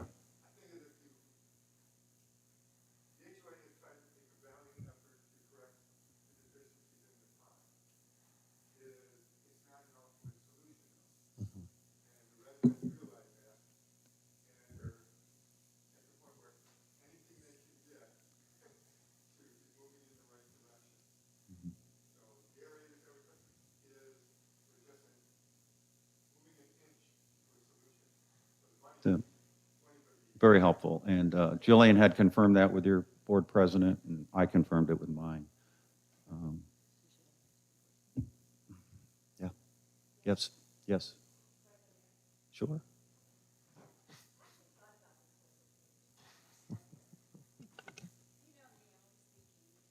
Michelle Parsons, 115 Middle Street, Galena, Ohio. My question is that when is Galena maybe take a 15% out of these taxes? Because we have overhead, we administration, we have costs that actually all these you guys have for us, right? But I want to know in the future, is there going to be a concrete way for them to get most of their tax dollars? And I think especially with the new development coming in, that's going to go towards a road fund or for something they want. because they pay the taxes, and I'm just trying to be fair. And how much should Galena be using it, or how much should go back to them consistently? Like actually have like set up that we are going to help them, and we are going to give those tax dollars back to those communities so that they can use it for roads or whatever they choose to do. And we take 15%. And a good example, Michelle, is what we've done. What we've done at the cemetery this year. We are able to pull that from the NCA funds, because the NCA funds are to be used to help the entire village and helping the cemetery beautify it. It's really the only discretionary funds we really get. And I get Yeah. that, but I mean, how much of their percentage should go back into their properties? I mean, I you think really- there should. By the way, my neighborhood pays into it. No, I know they Right. do. So- And that's why, Jeff, I know you understand this. But, especially with the new development coming in, I really thought about this. How much should we be giving them to like actually be acquire that kind of tax dollar to put into a fund for roads? The roads are going to be used. Well, I guess it's a Ken question, maybe. Ken, I've been going back and forth on this for. And I'm just trying to be fair. That's my only question. A year, really, because from what I'm told from other municipalities, is that normally NCAs are set up for the development, specific to the development. Ours is a little unique. Right, ours is village-wide. But I've spoken to many residents about this, and there's a frustration building out there that we paid this NCA tax, and those dollars should come back to us, not be used on, well, cemetery or anything else. Now, my question to you is, and this would be for the NCA board as well, I mean, I'm sure there's some legal steps here, but is there a way to restructure it to where we could, to Michelle's point, maybe get some more solid, concrete percentages back to those and say, okay, every year those funds are available, 25% goes to this one, 25 to that, and then we save back maybe 10 to 15, 20% for the village proper. I think it would be fair to the residents. The idea behind the NCA when it was implemented was to have a source of income and allow the elected officials to attribute that source of income where it needed to be spent. Mhm. So we spent the early part of the meeting talking about roadways that are going to collapse. Well, if we use those and dole them out to somebody else, then we don't have them for the necessity that has to be served. So that was the idea was to let council would have X amount of revenue that is not just the opposite, not earmarked. It's my understanding the reason this legislation is out tonight is because these two subdivisions have private streets and have no kickback on the, well, I wouldn't say that. Every time they drive down Middle Street, they're getting the use of those NCA funds. Every time they drive down your street, they get the use of those NCA funds. So now that's what the idea was when it started. Sure. The other thing that is unique about this one is when it was created, everybody as they come in is going to be part of the NCA, as opposed to being separate NCAs for each subdivision. So that was the thinking when it got created. Sure. Like I wasn't serving then, that's why I asked. Yeah. I guess my question, though, would be, if we did want to restructure it, are there a lot of legal steps that would have to be taken? Or, Tom's shaking his head, yes. But, I think it's worth exploring if the residents care enough. Like you said, Chuck doesn't feel like, they've got enough, so it's like, for me, I live on Walnut Street. I love it when stuff gets fixed, but I hate it if it comes at the expense of somebody else paying an extra tax. So anyway. Well, that's sometimes what happens with private streets. Mayor? Yes, I was just coming up to clarify something. Name and Mike, you're correct. address. Oh, Tom Hopper, 275 Harrison Street. But yes, to your point, most places do it. We were unique. We were the first in the state of Ohio to do a community-wide, and it was set up and it was structured so that you can't change it and do it. And it's basically, everybody's talking about impact fees. Basically, the NCA system is set up to be an impact fee for the village. It's not set up to reimburse money to a particular development. It's to put money into the coffers for the village to do what's necessary to take care of the village for everybody, including the new developments. And that might be, today you might do something on a road, in one development, but you may need to spend some of that money on the road that goes through some other development that's not covered by the NCA funds to fix that road, to get into that. So it's not limited to that, because those other NCAs that you're referring to, they're almost always set up by a developer. Mm-hmm.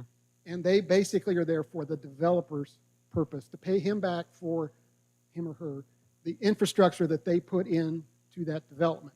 They very seldom are set up to benefit the end users in that development, where we wanted to get around that.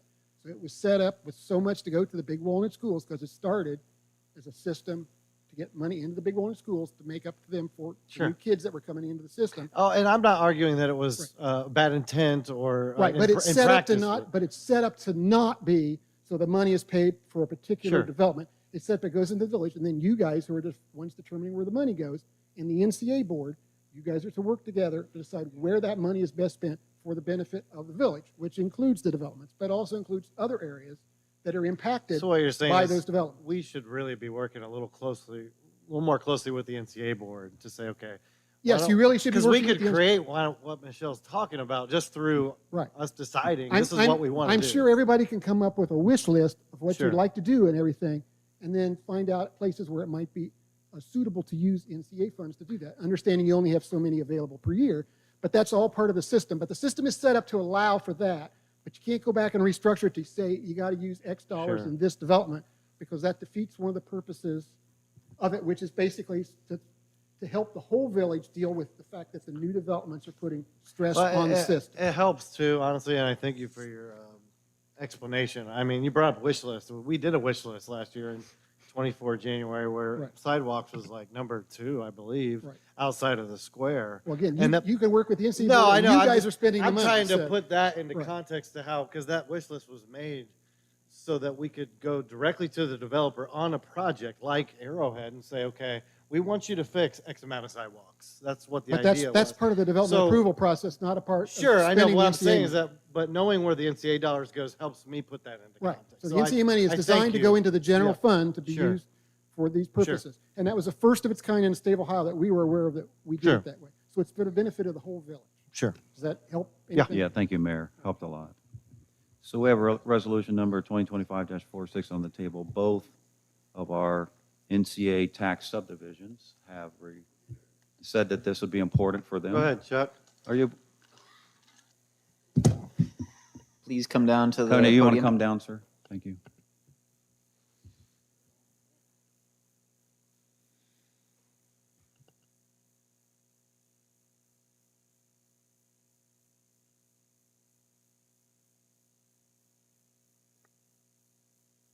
Lithic Drive. I just need a clarification. The way that this reads, it says a resolution authorizing distributions of NCA funds in the amount of $30,000 each. It doesn't say total, it says each to the HOA communities. Okay, so you're actually talking.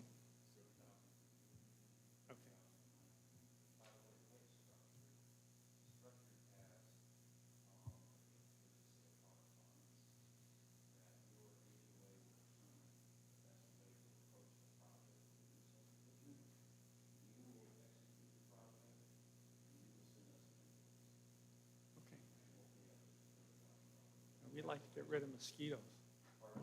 We'd like to get rid of mosquitoes in our pond.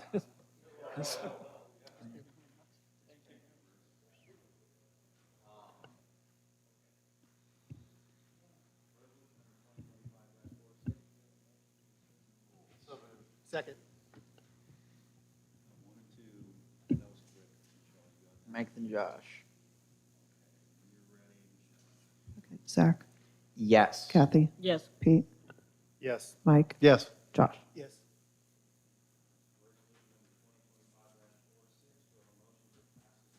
So moved. Mike and Josh. Thank you. Josh, Yes. Mike, Yes. Pete, Yes. Kathy, Zach. Yes. Thank you all. Ordinance number 2025-12, second reading, an ordinance changing the zoning of the 84.33 acre parcel being property of Minerva Golf, Inc., from Village of Galena Commercial to Planned Mixed Use Development, PMUD, based upon the application of Romanelli and Hughes and the approval of Village Galena Planning and Zoning Commission and subsequent approval of the Village of Galena Council. We have no committee reports, I don't believe, tonight, unless you have one. No, just the fire station's coming along, but nothing major beyond that. Okay, any other business tonight? We have no executive session. I'll move to mayor's report, and we will do this as a bit of an announcement. If I could have Mark, Tom, and Mayor Hopper, Mayor Love come forward to the podium. We had a long journey with what we call our facilities planning area 208 plan. A 208 plan basically is the outline, and Tom, if you can put that up for me, please. 208 plan is basically the territory by which a sewer provider provides sewer support to that area. It's been contested for years. Recently, very recently, the EPA completed their work. The governor signed the final facilities planning area. And it really is extremely strategic of importance to the village to maintain our fiscal responsibility and growth. So that's the area there. What I asked our former mayors to do and a couple of our engineers is to just talk briefly about what this means to the village, some of the history behind it, because I think it is quite substantial in terms of the decision we just got from the EPA. You want to go ahead, Mr. Mayor Hopper? Okay, well, first of all, I'd like to thank Mayor Kendall for being very brave, giving Jill and myself a microphone and a live YouTube channel. I think takes a lot of courage. so just thought we'd start out with that. So I'm going to go kind of back in time since I'm the old guy that was here back when all this process started. So if you can bear with me for a few minutes. He is quite old. Oh, yes. Tom Hopper, 275 Harrison Street. No, I'm just calling you old. Oh, you're just calling me old now? Yeah. But I didn't give my name and address, so I needed to do that. You're calling me old? I mean, you are. You are quite old. Yes, but I'm not the oldest mayor in the room. Yeah, I mean. So anyway, so just as a bit of history, I first came to Galena in 1983. I came here because my family purchased a brick plant at the time, and I came here to work in '83, and then I came here and I moved in and bought a house in 1986, and my family's lived here ever since. When I came to Galena, Galena was known to have a special odor, and that's because Galena did not have any kind of sewer system at all. When I came here, we actually had working outhouses in town. We had straight pipes, including what was then the school next door, had a straight pipe out over the hill going into the creek. And so for a number of months during the summer, Galena had that unique aroma that everyone came to know. Sunbury had the Nestle's plant aroma, and we had a different aroma. But you knew which town you were in very quickly. So when I came in 1986 and moved in,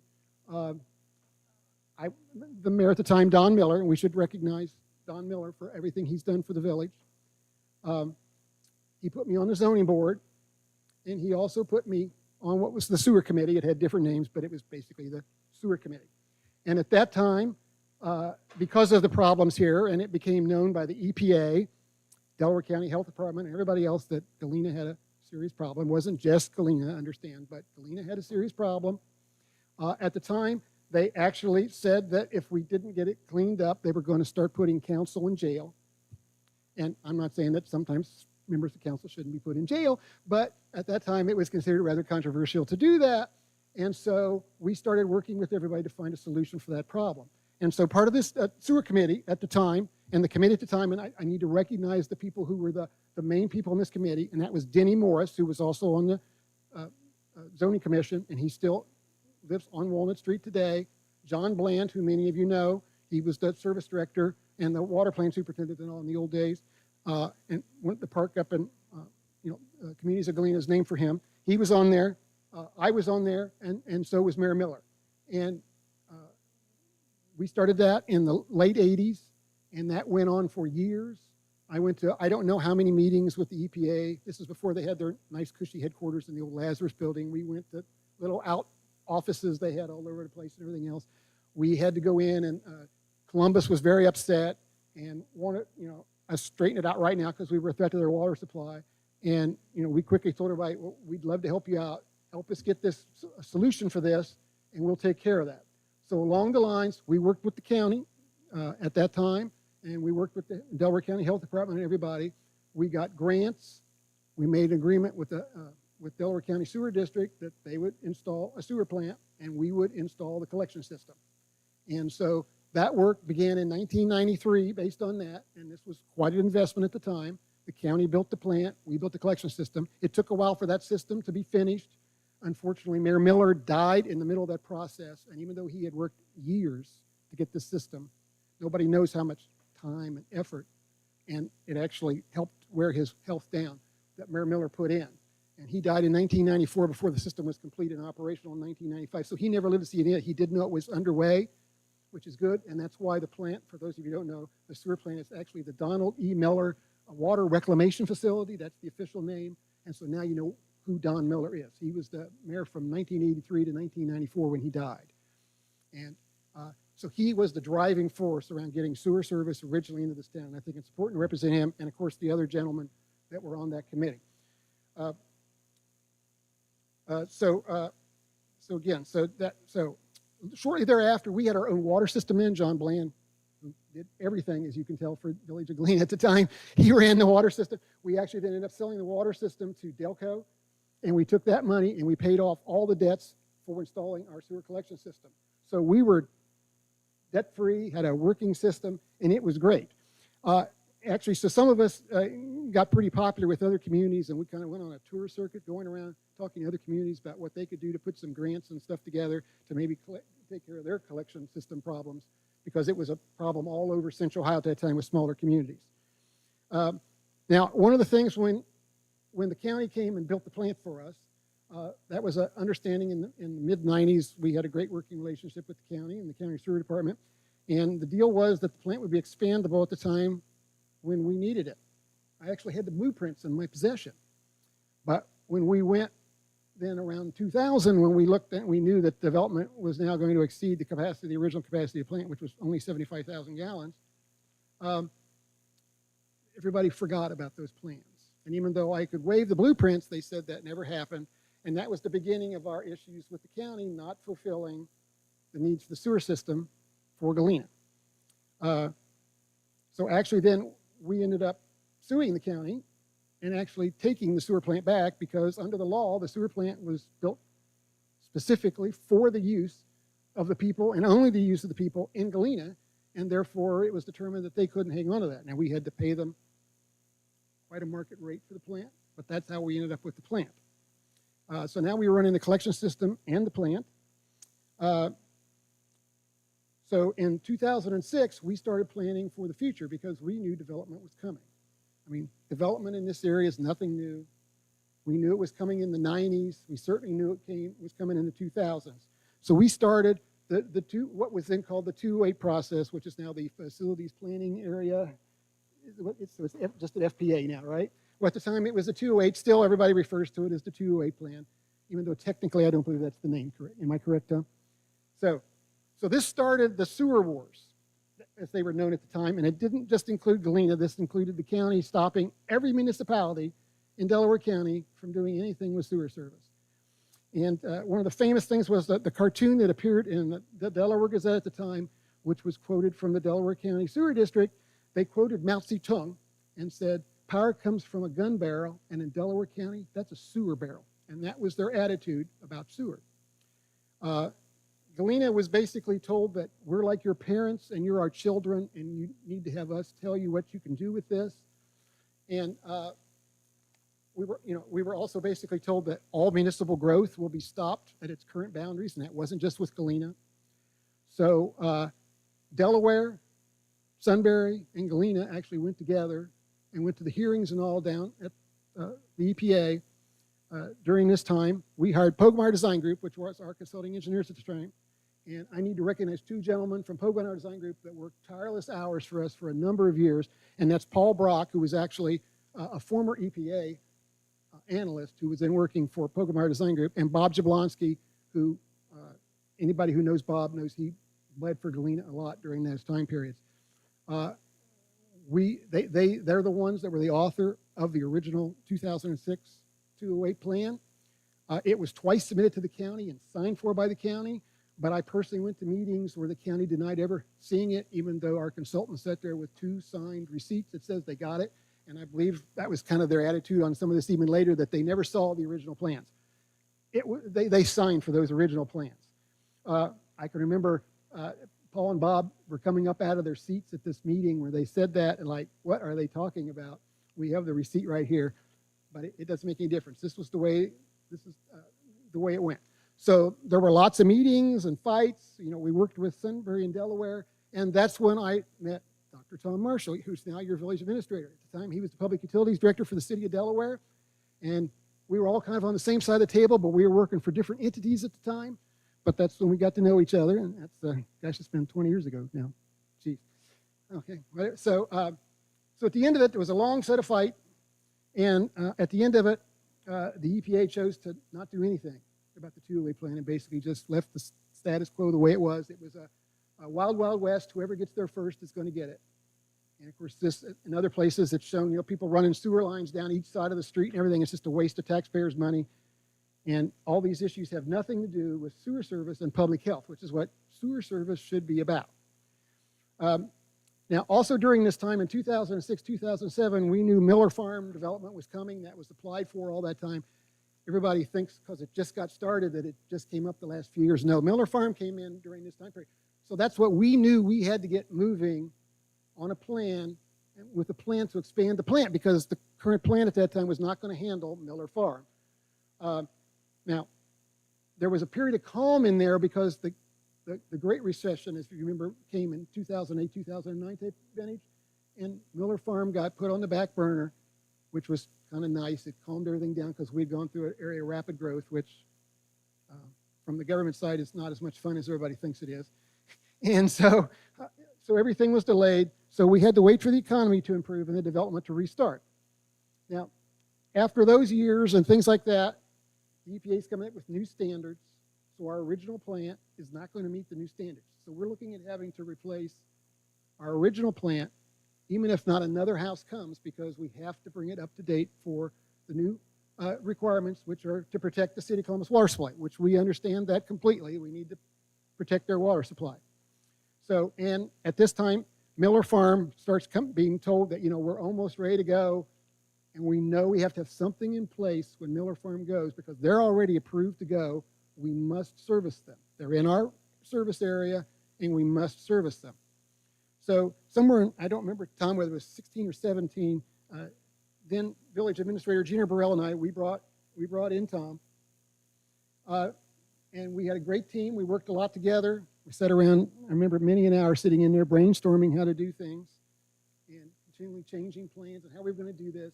And we were scared to death that we would spend the money and not have the development come to pay for it. So it was you know, do you build it and they come? What happens if you build it and they don't come? And we tried to do everything we could to get a system in place to protect the people of the village so that they wouldn't be caught holding the bag for a bill. That's why we had waited to the last possible moment to pursue the actual, in this case, replacement of the plant.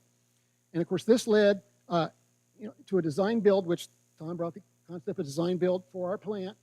That's how you got the beautiful plant design that, you know, looks like a grist mill, which of course harkens back to the original founding of Galena, which was all based about mills between Big and Little Walnut Creeks. And so that's where that came from. We worked during that time tirelessly, and Tom did a lot of the legwork on this, working with the EPA, the city of Columbus, and all the other groups that we had to do this. I don't even know how many hours you spent on the phone. And we sat around sweating all this out and trying to do all this. And anyway, this led to the successful movement forward after we got the funding to start the new plant. And in June of 2018, we broke ground for the new plant. And actually, Councilman Zach over there. Well, I was going to say, from a council standpoint, my signature's on this document. Your signature's on that document. Because I remember going home thinking, $5.5 million. $5.5 million, right. Now, $5.5 million today is a bargain for what you got, I can assure you. At the time, though, understand we were sitting there sweating it out, I'm sure. Right. And interesting, the person who broke ground was Zach over there long before he was on council. He actually ran the backhoe and broke ground for the plant, with everybody kind of watching for him to start destroying things. But we all stood clear. Yeah, we all stood clear, but actually he did a good job. He actually, That's true, but I'm not the one that put him in. It was a privately owned backhoe, and I didn't put him in there. Okay, so basically by 2019, the plant was complete, and you know what has gone on since. This plant has won multiple awards. Fantastic quality effluent. I don't think City of Columbus has any complaints about the water quality going into the to Hoover Reservoir. I mean, Tom keeps telling people they can drink the water coming out of it, but I notice he doesn't volunteer to do that. It still has lots of capacity left. If you had to. If you had to, right. So it still has lots of capacity. It's easily expandable. We made sure to design the plant so with just a little bit of effort and stuff, it can be expanded to double its capacity. And that's basically where we were at when I left office, waiting for Miller Farm and everything to do. And then after that, we'll let Mayor Lev talk about from 2020 to 2023. Mayor Lev took over and started carrying the ball. Oh, here's one of the awards. This is the Facility Image Award from the Ohio Water Environment Association for the Village of Galena Wastewater Treatment Plant. And take that home with you, don't you? Yes. Okay. So of course that was going on, and of course in 2024, after Mayor Lev, and I won't speak to what Mayor Lev did, but Mayor Kendall took over, and he worked, of course, tirelessly with Dr. Marshall and the EPA to get us to this point. And so in 2025, the EPA, approved the modified original 208 or facilities planning area, and in 2025, Governor DeWine signed that. And so basically, what this means is that after all these years, we finally control Galena's fate ourselves, and not having somebody tell us what we can and can't do. So within those limits, and we can do things that are that work for the people of the Village of Galena. And I may just quote a little something from one. So I wrote a letter to the EPA at the time they were reviewing this, and so I just wanted to read one little piece of it here. That the new award-winning plant and the collection system built to cost millions of dollars by Galena is certainly the finest technically advanced facility in Delaware County and perhaps the entire state. Galena has a professional staff in place and has been providing safe, efficient sanitary sewer service to its customers for more than 20 years. And I think that's what everybody needs to remember, that we've established, and this is a tradition, and our stuff is better than, is good at or better than anybody in the state of Ohio, even though it's just one of the smaller plants. And with that, I'd like to pass the baton to Mayor Love, and she can come up and speak to her part of it. Thank you, Tom.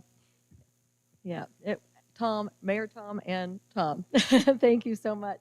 I was actually the recipient when I came in of having the profound distinction after knowing all of that, because I was educated by both Toms, how important this sewer was to this village. And that was something that I wanted to continue to maintain and continue to keep in the front of where we were going in the village. And so I had a few years there where we just kind of sailed along. Things were great. And, we were doing what we do here in the village. And so during that time, Tom had come to us about putting together a data system so it tracked all of our warranties and was able to tag every piece of equipment in the sewer plant that will tell us exactly when something needs to be fixed, if there is a recall. So all of that data has now been captured. I also remember having a lot of fun, and we did an open house and really tried to get people to come, and we had some school kids come, and Tom gives the best sewer plant tours. So if you ever have an opportunity to get one of his tours, he makes it very fun. And I always used to say, I never knew I'd geek out over a sewer plant, but but it is truly a real miracle for us in the village, as you can hear from what Tom shared, all of the steps getting to this point. So one day I was sitting in my office and I got a email from MORPC, Mid-Ohio Regional Planning. And it said, hey, are these your sewer boundaries? And looked at them, and the first person I went to, of course, was Tom Marshall. And I said, is this something kind of important here? Because I'd really never received anything like that. And they were saying that they wanted to start to get all of the surrounding areas together to collaborate on these new boundaries and what they would look like. And so apparently this had been done a couple other times, and they just couldn't come to a resolution of what these boundaries would look like. So during that time, we sat with MORPC, the EPA, Delaware County, Harlem, Trenton, everybody was involved, Berkshire, all in these meetings, just trying to see what made the most sense for the area and how things would be growing, how things could best be serviced. So with that, we spent a lot of time trying to put a map together, and it started to become a little bit contentious about who was going to do what and who wanted what part. And it was really more about sitting in a room with people, and that's what Morpsey tried to do, is pull all the people together. So all of that was really happening towards the end of my tenure. And so Jeff really came in, and huge kudos to him because he's absolutely taken this over the finish line and sat with all of those entities and was able to come up with a good collaborative effort where I think, you know, everybody is going to give a little, take a little, right? And we do the best win-win that we can so that everybody can be serviced appropriately. So we have a true gift in this village of the plant that will help us continue to grow. It will help keep the big nut of utilities off the village residents as we do grow. So that's why we talk about kind of growth pays for growth, because this is something that we're going to have to continue to maintain. So with that, I'm going to have Jeff come up and talk because I think it's important to show how you went over. Okay. Okay, well, I'm going to have Mark come up and talk about how they took it over the finish line, because there was a tremendous number of meetings after this.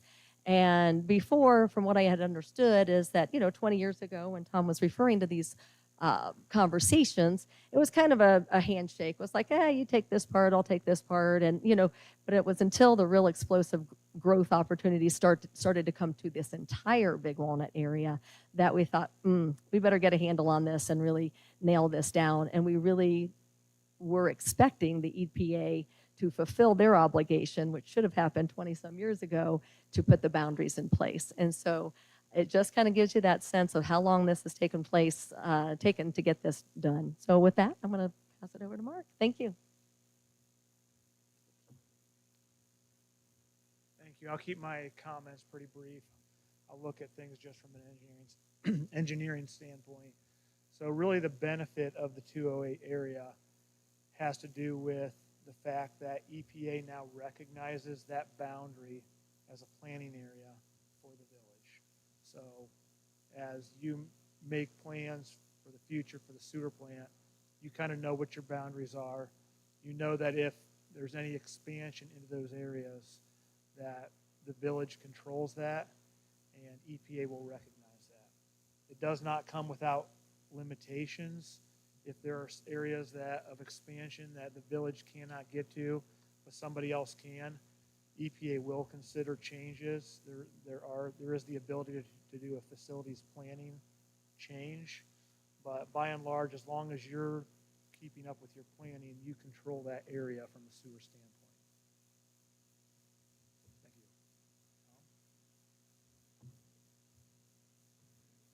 Hi, my name's Tom Marshall. Back in the year 2000, I was the utilities director for the city of Delaware. And the city of Delaware was had a wastewater plant that was under capacity, wasn't meeting its permit, and there were development pressures. They really needed to do something about that. And so I was charged with trying to figure out what to do. So the first thing we did is thought, well, we need to make sure we understand what our facilities planning area is. So I put together a document, a facilities planning area, turned it into the EPA. That's the first thing you do when you need to design a wastewater treatment plant. The industry standard of care is that you define what area you ultimately want to serve with that plant. Doesn't mean you build the plant to serve the whole area, but you need to have an idea of what you're looking at so you can plan ahead. So I'm an engineer, and I do that kind of work. I've been involved in wastewater. Not a very glamorous life, sure. But it's funny that how much depends on wastewater treatment. As a civilization, it enables us to live closer together, a lot closer together, because you don't need 2 acres per house anymore. You can centralize sewage treatment. It actually is the best, most efficient way to treat sewage, and it's the most environmentally friendly. So the Clean Water Act of 1972 requires that each new, that each wastewater treatment facility has a planning area. And the Clean Water Act requires these planning areas. That's where this 208 came from, the Clean Water Act of 1972.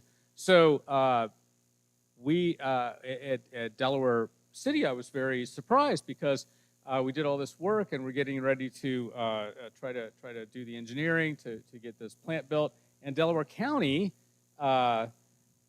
informed the city that we were not allowed to service outside of the then current municipal boundaries. I'd never heard of that before. It was in direct contradiction to the Clean Water Act and the way everybody else does wastewater planning. And so I was a little confused, and I knew that we had these documents at the EPA that already defined our facilities planning area. And at that time, the EPA had lost the 208 planning documents, and they claimed that they didn't know that Delaware County was the one area in the state of Ohio that the EPA didn't have a plan for.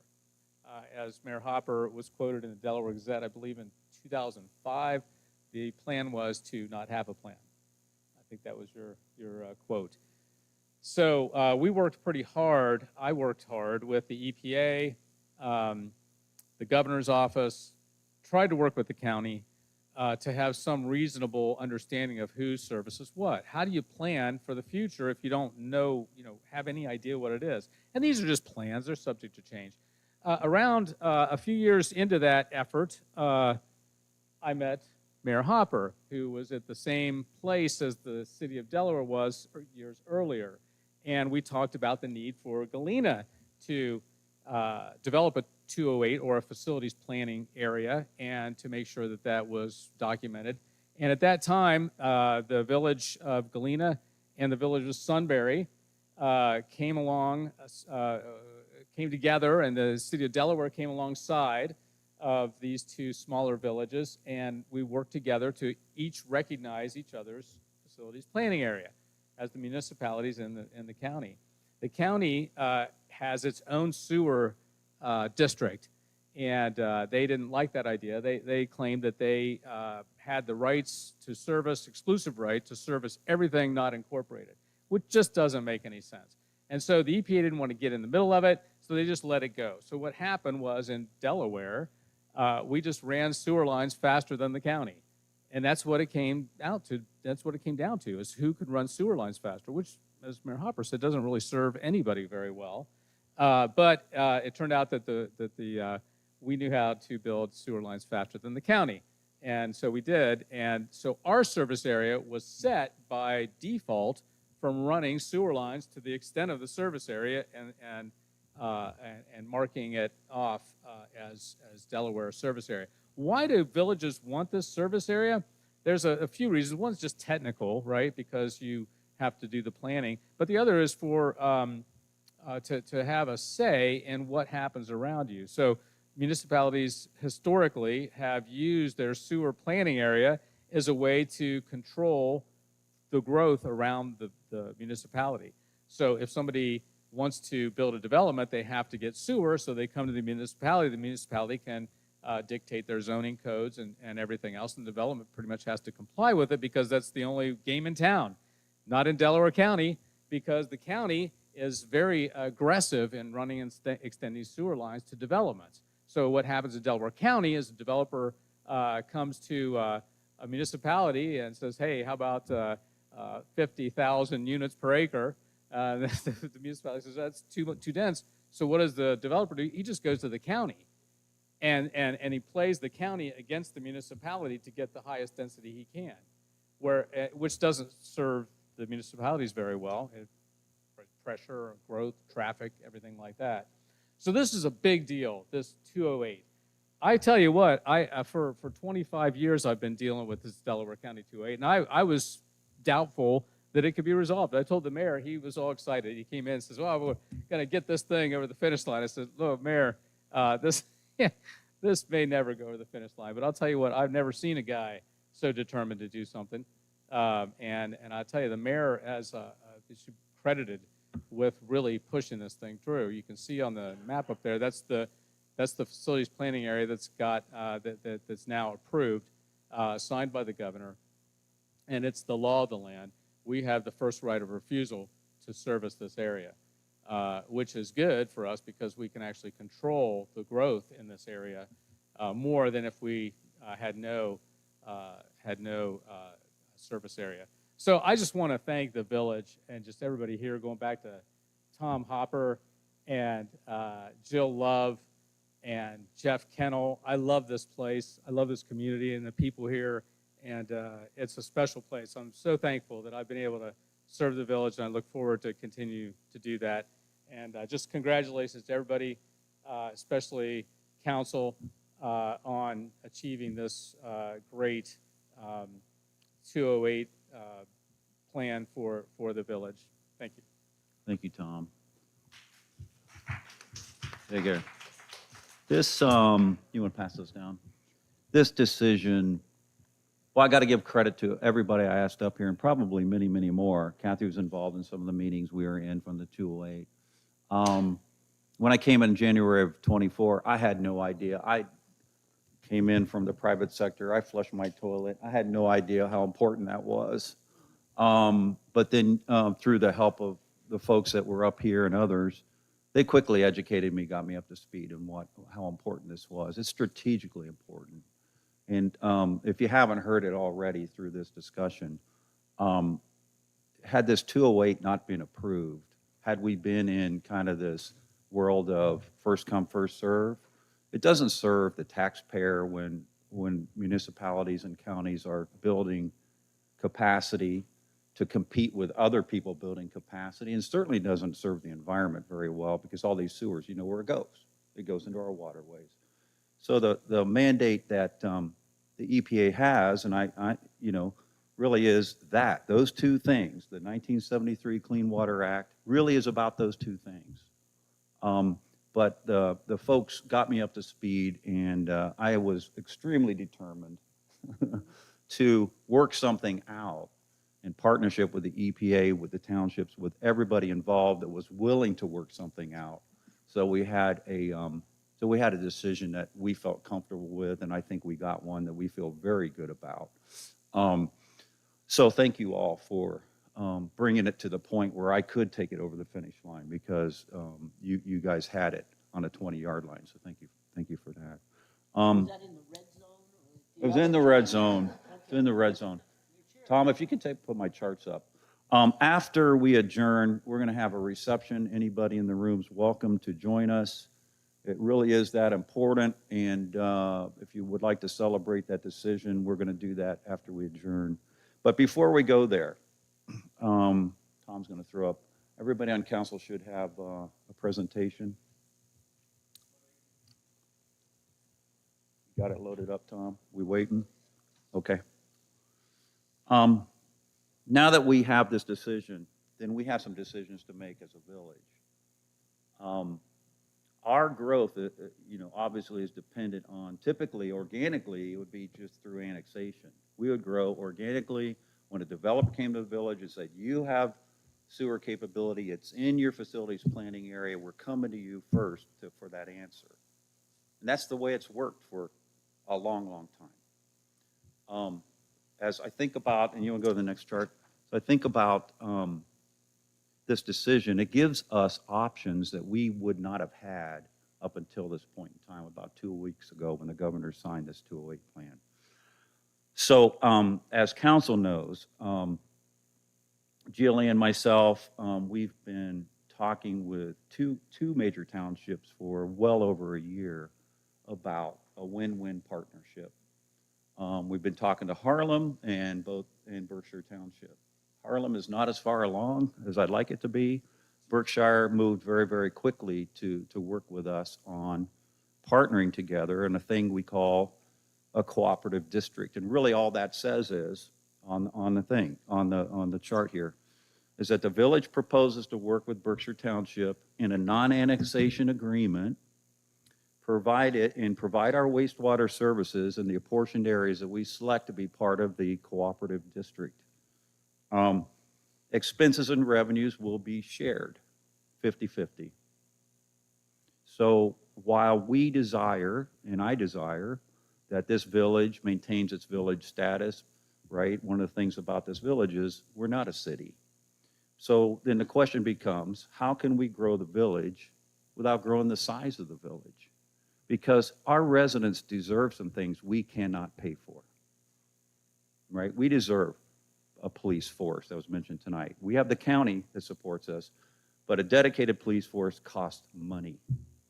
We deserve to have our roads as pristine as possible. All of our home values are connected to the investments we make in the village, whether it's our roads, our cemetery, our parks, our bridges. And we know through the Harrison Street project, for those that don't know, we got a grant of, I don't know, over $500,000 to widen Harrison Street, repave Harrison Street, put gutters on Harrison Street. On top of that, we got bids that allowed us to do High Street and Church Street. $600,000 grant. That's 25 years since we've had a $500,000 or $600,000 grant. They don't come easy, and they are a lot of work. Okay, so we need to figure out the best way to grow revenue for the village, and let's make this the most pristine, richest village in the state of Ohio. This is one way to do it. Okay. So the village township residents will pay the same for sewer services. The village will maintain the sewer revenues to keep operating the plant efficiently. And the township and the village will work together on a long-range cooperative district land use plan. We will have a say in the development. At the end of the day, Berkshire Township and the cooperative district will run it. There will be their zoning, but up front we'll establish some agreements where we have a say in that development. So we go to the next chart. You already have it up. As currently proposed, as currently discussed with the Berkshire team, the cooperative district would be the areas in the circled area. Okay, we call it the North Central, Northwest, and the Southwest regions. Those are the proposed cooperative district areas. Those are the areas where we would not annex, but we would be their service provider for Berkshire. Berkshire then can control their growth, and we can share in the revenue of that growth. Next chart. So you would expect the mayor to have some goals, and these are my goals. Let me just point out a few of them. To preserve this village's quaintness, our heritage, our history, and I don't like the word quaint because my neighborhood ain't quaint, but the character of our village, all of us that live in Galena benefit from the downtown area because that's the draw for Galena. That's who we are. When you think of Galena and you come outside of Galena, you don't think of the retreat at Dustin or Black Hawk Estates. You think of the square. We have some people up front, oh, coffee vault, I love the coffee vault. Well, how do we maintain a pristine downtown area? How do we protect our independence? If we can't afford ourselves generations from now, we will not exist generations from now. So we need to grow our revenue. We need to be able to afford ourselves. We should be in a position to upgrade our roads when we want. We should be in a position to get a dedicated police force here. I don't know of any other way other than to work together with our neighbors in a win-win partnership where we all benefit from the outcome of that. So that's what this is about. Next page. Let's go on to the next page. It's been a long night. So in summary, Council, you have a draft agreement that we've spent a lot of time on, a lot of hours, our lawyers, Berkshire lawyers. It is not complete. Again, it's probably in the, what you call the 20-yard line? Red zone. In the red zone, but council's going to have an opportunity to bring this over the finish line. The expenses and revenues include things like income tax, the TIFs, the NCAs that are generated off the cooperative district, the sewer, as I mentioned, the sewer collection, the monthly fees, the connection fees will remain with the village. And also, once established, the township will maintain the integrity of their borders. That's something I know the townships care a lot about. And that was a lot of contention, frankly, to get us to to the point where the EPA could put a stamp on our facilities planning area, the townships, right? It's just going to mean annexation. That's all it's going to mean. If you give Galena their rightful facilities planning area, they're just going to annex everything. Well, that's not what we're proposing tonight. We're proposing a partnership in a win-win fashion. Next steps. No, it's not part of that. It's not in it today. It could be in it if we decide to put it in it, right? There's nothing that says this is where it lands, this is where it starts, okay? Next steps, I would ask council to make a priority to review the agreement I gave you. Let's not wait till the last minute. We're going to start readings on this next month. If you could, please send your questions, suggestions to me, Jillian, and copy Ken Molnar so that we can move this along. And Tom Marshall. We'll make sure you get that, Tom. The other thing is a joint hearing needs to take place that we have in conjunction with our partners in this. So there will be a hearing on November 10th at 6 p.m. Matt's in the process of setting that up for Galena. Tyler is working to set that up for the Berkshire residents. That'll be 6 p.m. November 10th at Berkshire Township Hall. So I'll leave it at that. I wanted to kind of, we have the 208. Then the next question is, what do you do with it? Now that you have it, what do you do with it? And there's been a lot of thought in what we would do with it. So with that, I will close. Do we ready to adjourn? So moved. Second. All in favor of adjournment, say aye. Aye. Aye. Meeting's adjourned at 8:12. Me first, him second.